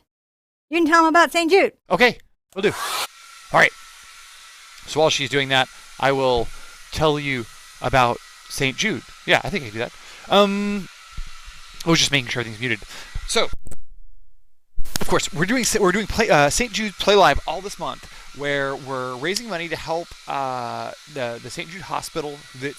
And St. Jude Hospital is a research hospital that focuses on children's genetic diseases, and all of the research that they do there is open sourced, meaning that all of the cures and things that they all the research results that they come up with are shared with doctors all over the world, so the results help everyone. It really does. So that's one of the things that I thought really was interesting about them. And they have some of the coolest, most innovative, like they get the best doctors and the most innovative treatments, and they take care of the whole family, and they never give anyone a bill. Yeah, that's. They I didn't even touch on that. They feed them, they clothe them, they cut their hair, they take the siblings to prom, because it is a belief at St. Jude Children's Research Hospital that normalization I'm not going to. The thoughtfulness of this just always cracks my heart. The idea is that you can't.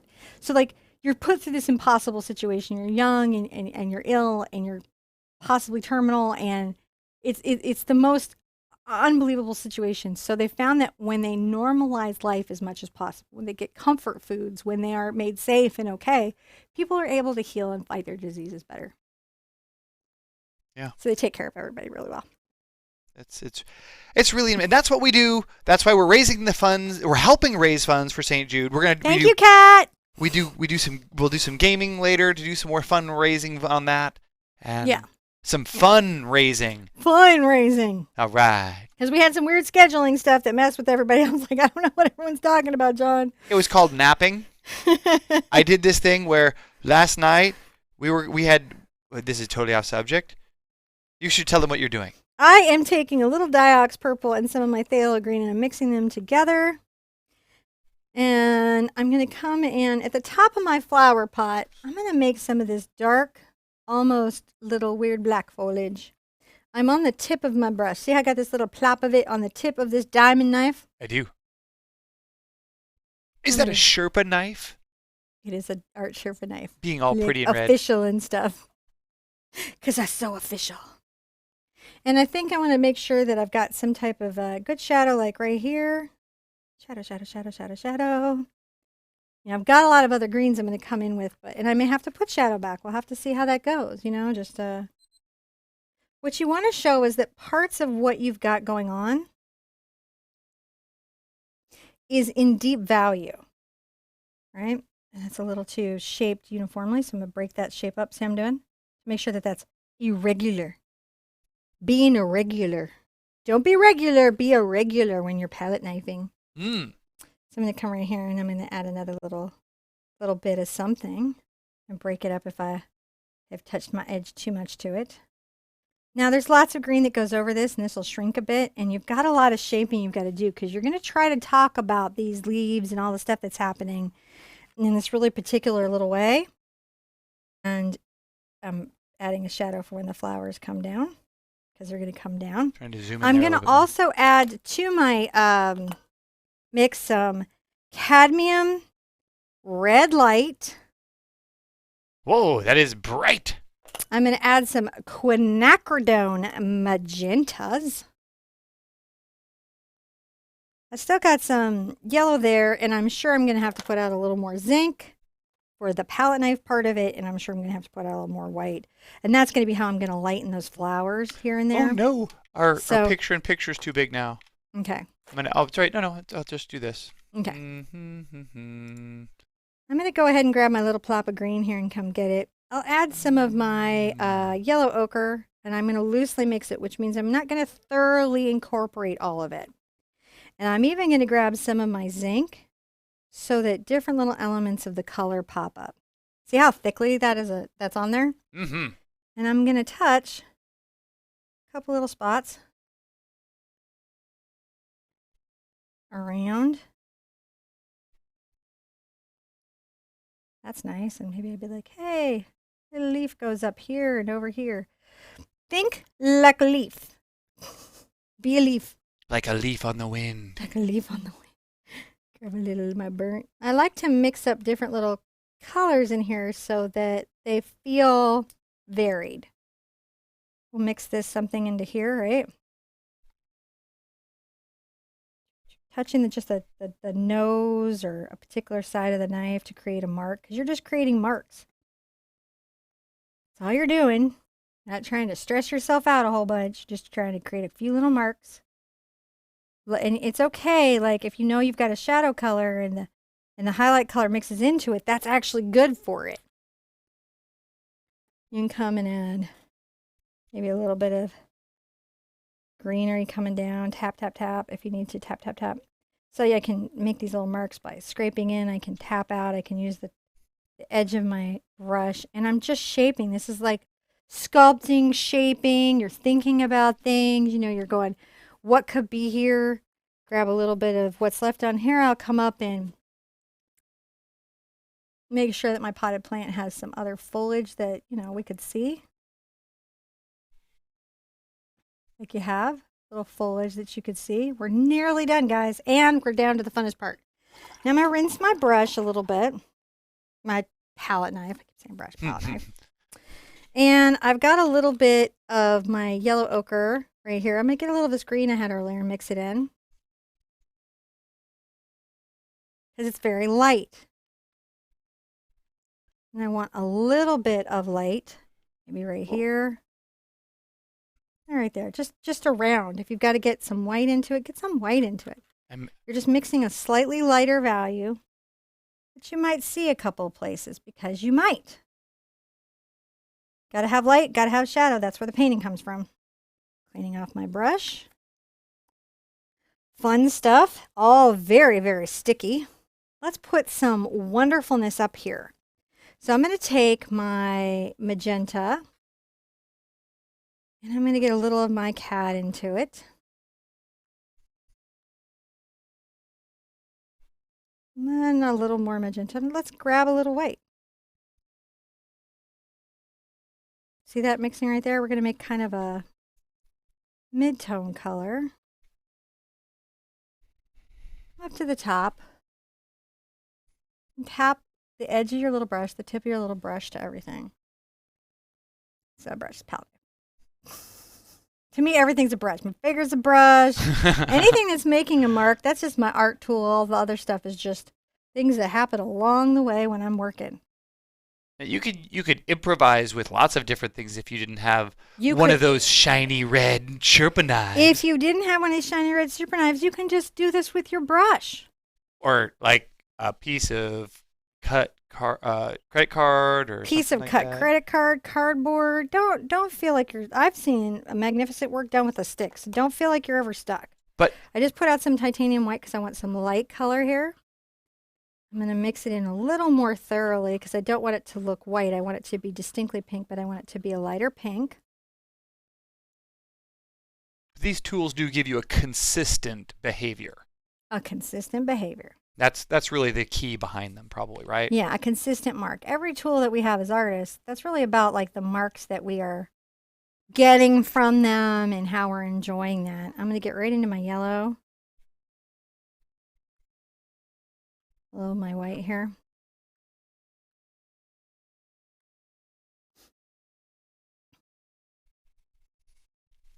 It's okay if like a little bit of the green picks up there or these blend into each other because they would visually to the eye.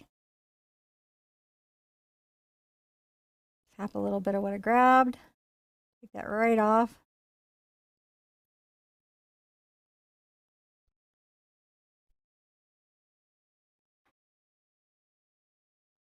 Maybe this one's a little more droppy. Grab a little of my green. There we go. I like that. It's a cute little flower pot. It's all it should be. It looks really good on that front porch. All it needs to be is an adorable little flower pot. Now, I've got my quinacridone here. Where are you going now? I'm going to get my quinacridone and my cad red. And I'm going to mix in my first value of these crazy flowers that I like. See, she's not going to tell me. She's going to make me guess. I'm going to go in, as we're finishing. Oh, we're doing finishing? We're going to do our Bougainvillea. Really? Yep. Oh, man. All right. Right? And when I have that great color, I'm going to come in. Get a nice little bit of white going into it. Look at that bright pink that we've got happening. And I do want it a little bit varied, but not too streaky. So that's what I'm working out here. I'm going to load my bead. Let's come up here and give our flowers a little bit of our shape. And see, by letting the knife kind of touch, be parallel, I can make all these incredible irregular shapes. If I pick up a little bit of color, that's okay. Because life picks up a little bit of color, doesn't it? I'll tap that in. Wipe off if I need to. And I'll put out some more white. Again, you can do this with your brush. Now, is your do you have a guide for using warm and cool colors together? Well, I have something called the Big Art Quest. I'm adding some more white into here to get a lighter pink. And we do cover warm and cool. We cover basic terminology about color. It's in a playlist. There's also a whole big section on our website where all of the quests 2016, 2017, and 2018 are located. This is a slightly lighter color, and I like that. It's pinkety pink. It's pinkety pink. Feel bad about like I did all that little work there, and will the flowers go over it? I don't know.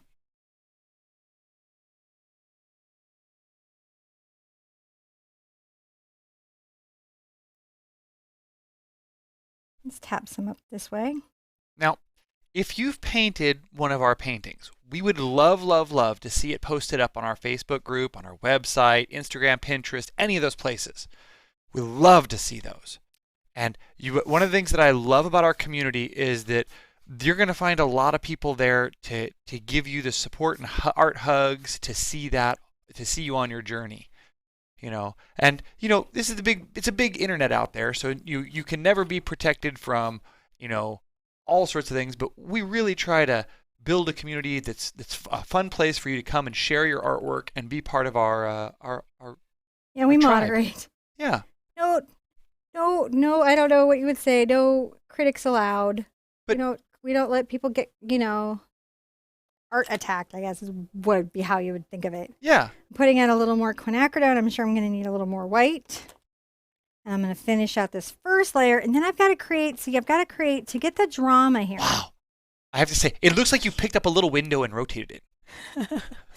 To get the drama here, we're going to need that darker value. So let's keep going. I might need to change my angle so that I'm always at a good angle for what I'm working.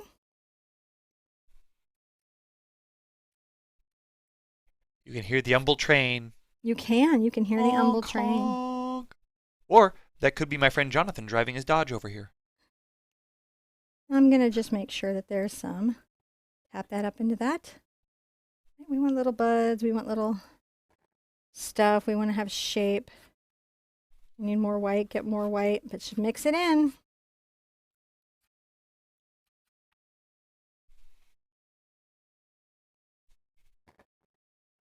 I'm always moving my canvas, but what I'm basically trying to do is make sure that what I'm moving, I'm going to bring a little bough of flowers up over the top here. So I'm going to make, whatever I'm moving, I'm not moving myself. I'm not hurting myself to get the angle. You don't want to hurt yourself to get your angles. So if you find yourself hunched over, bent over, really struggling to find your space,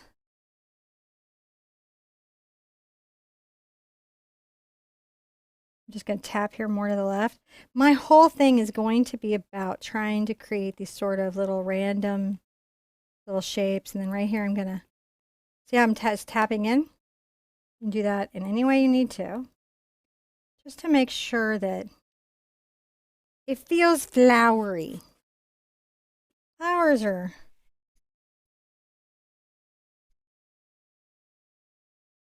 weird, odd little ducks. So whatever you're doing, just make sure that your shapes are random and naturalized. Now, when I have that in, I'm going to hit that again with my hairdryer real quick, not because it's going to dry, but because I'm going to do something called skinning it. And then once it's just a little bit tacky, I can come back with my darker value and we will be done with our painting. Wow. And I think it's a fun project. So hopefully you guys will text time while I dry this. They will. All right. And I will say, gosh, thank you guys for coming and hanging out with us today. This is absolutely one of my favorite things to do, is to come and I'm adjusting my mic here. Coming and hanging out with you guys. I tell you, my biggest joy is when we are able to come and do something cool and just hang out with you guys, and just being able to do this every day. I mean, really, we're on a Tuesday afternoon, and how many of us are here just hanging out doing art stuff? So I think that's probably one of the most magical things that could happen, and I just appreciate everyone being part of that. I have to agree wholeheartedly. I'm taking my CAD red light and my quinacridone. This is my brighter color. I'm going to add a little more quinacridone to it because it needs a bit of a shadow, a little more shadow value. And if I have to, I'll get some docs in there. We won't play. Right? Yeah. What we need is something that is darker than the light plants that we've got. That's pretty good. And I think I am going to get a little of my docs over here. Not a lot, guys. So I had that tiny bit left. Look how dark that is. Wow. So you don't really want a lot of that in there. But that's going to give you some options, isn't it? In your mixes. I could put a little more quinacridone into that. I like to play across several kind of little ranges. I find that really works for me. I'm mixing the quinacridone into that. So now look, I got this and this. It should be super fun, and it will let us play a couple of areas a little more naturalistically. Just tapping my brush, and what I'm looking to do here is make little shadows that could be down on our little plants.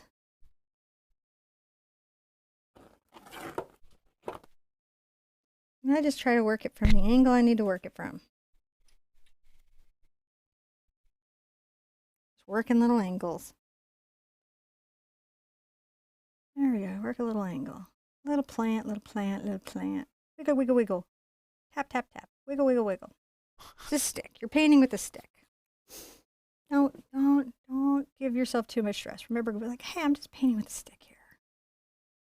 If you're painting with a brush, you'd just be doing this in thick applications, but similarly loosely. Oh, where'd you go?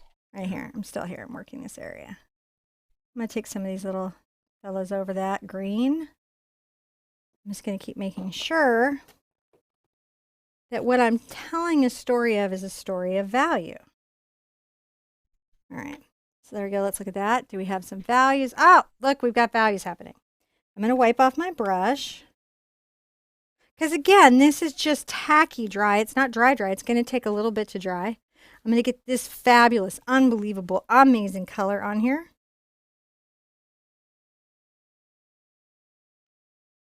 I will layer it into some of these different little spots that I've already done.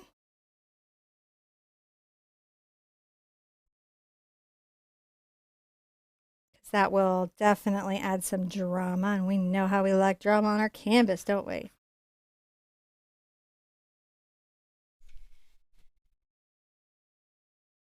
Right on the tip. Let's go to like right on the tip of the knife. Put that in. I kind of like do this little pull. See, I'm doing these little pulls that sort of tell a little, like little tendrils. You're kind of, these are kind of bougainvillea kind of. These are bougainvilleas.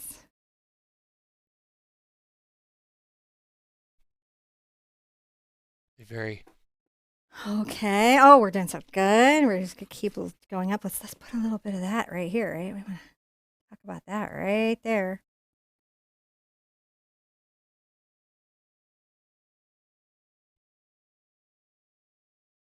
Got a little more.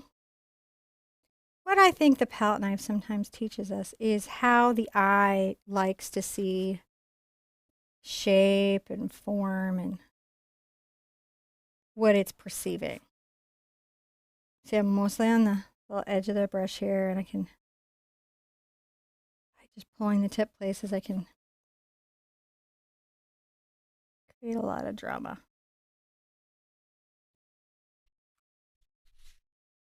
And I'm looking for places to create shadows.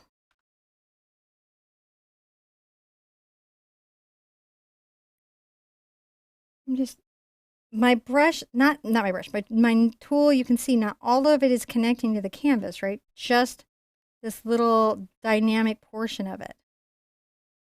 Zoom in on that really close. I'm going to look at it big for a second. I'm going to see where I want to go next. I got one more little spot I want to go right here.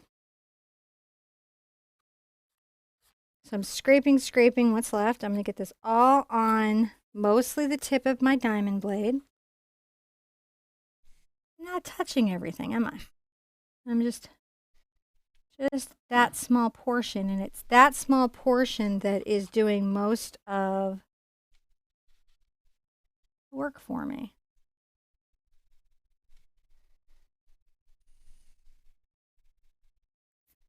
You've got to lean in to so much of this. Now I'm going to make this much lighter color. See how it's much lighter? Yeah. Anything we put out before. And then a couple spots.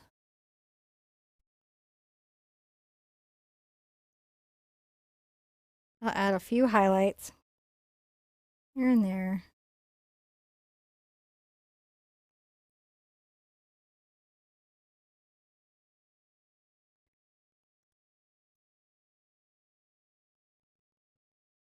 Here and there. Not everywhere.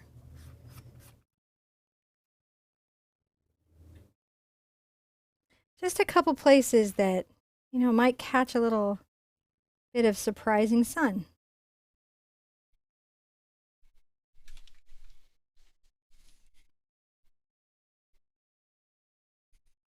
You know how sometimes it's like a bloom or two will catch the light. That's awesome.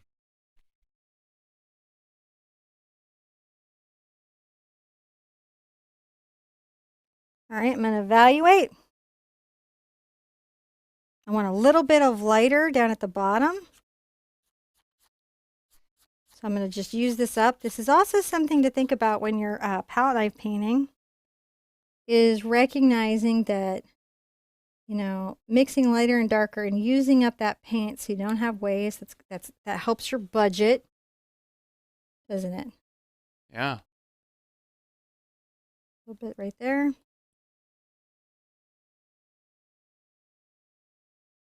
And we'll evaluate.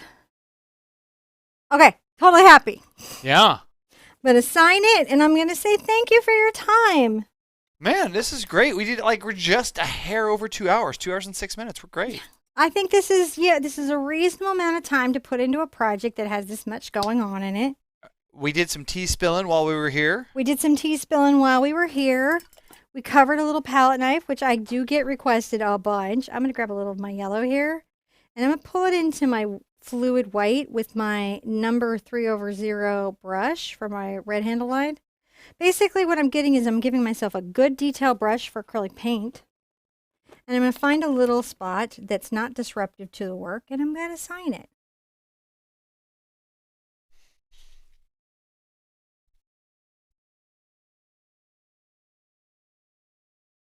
When I sign it, I want to be able to see my signature, but I don't want to disrupt the painting.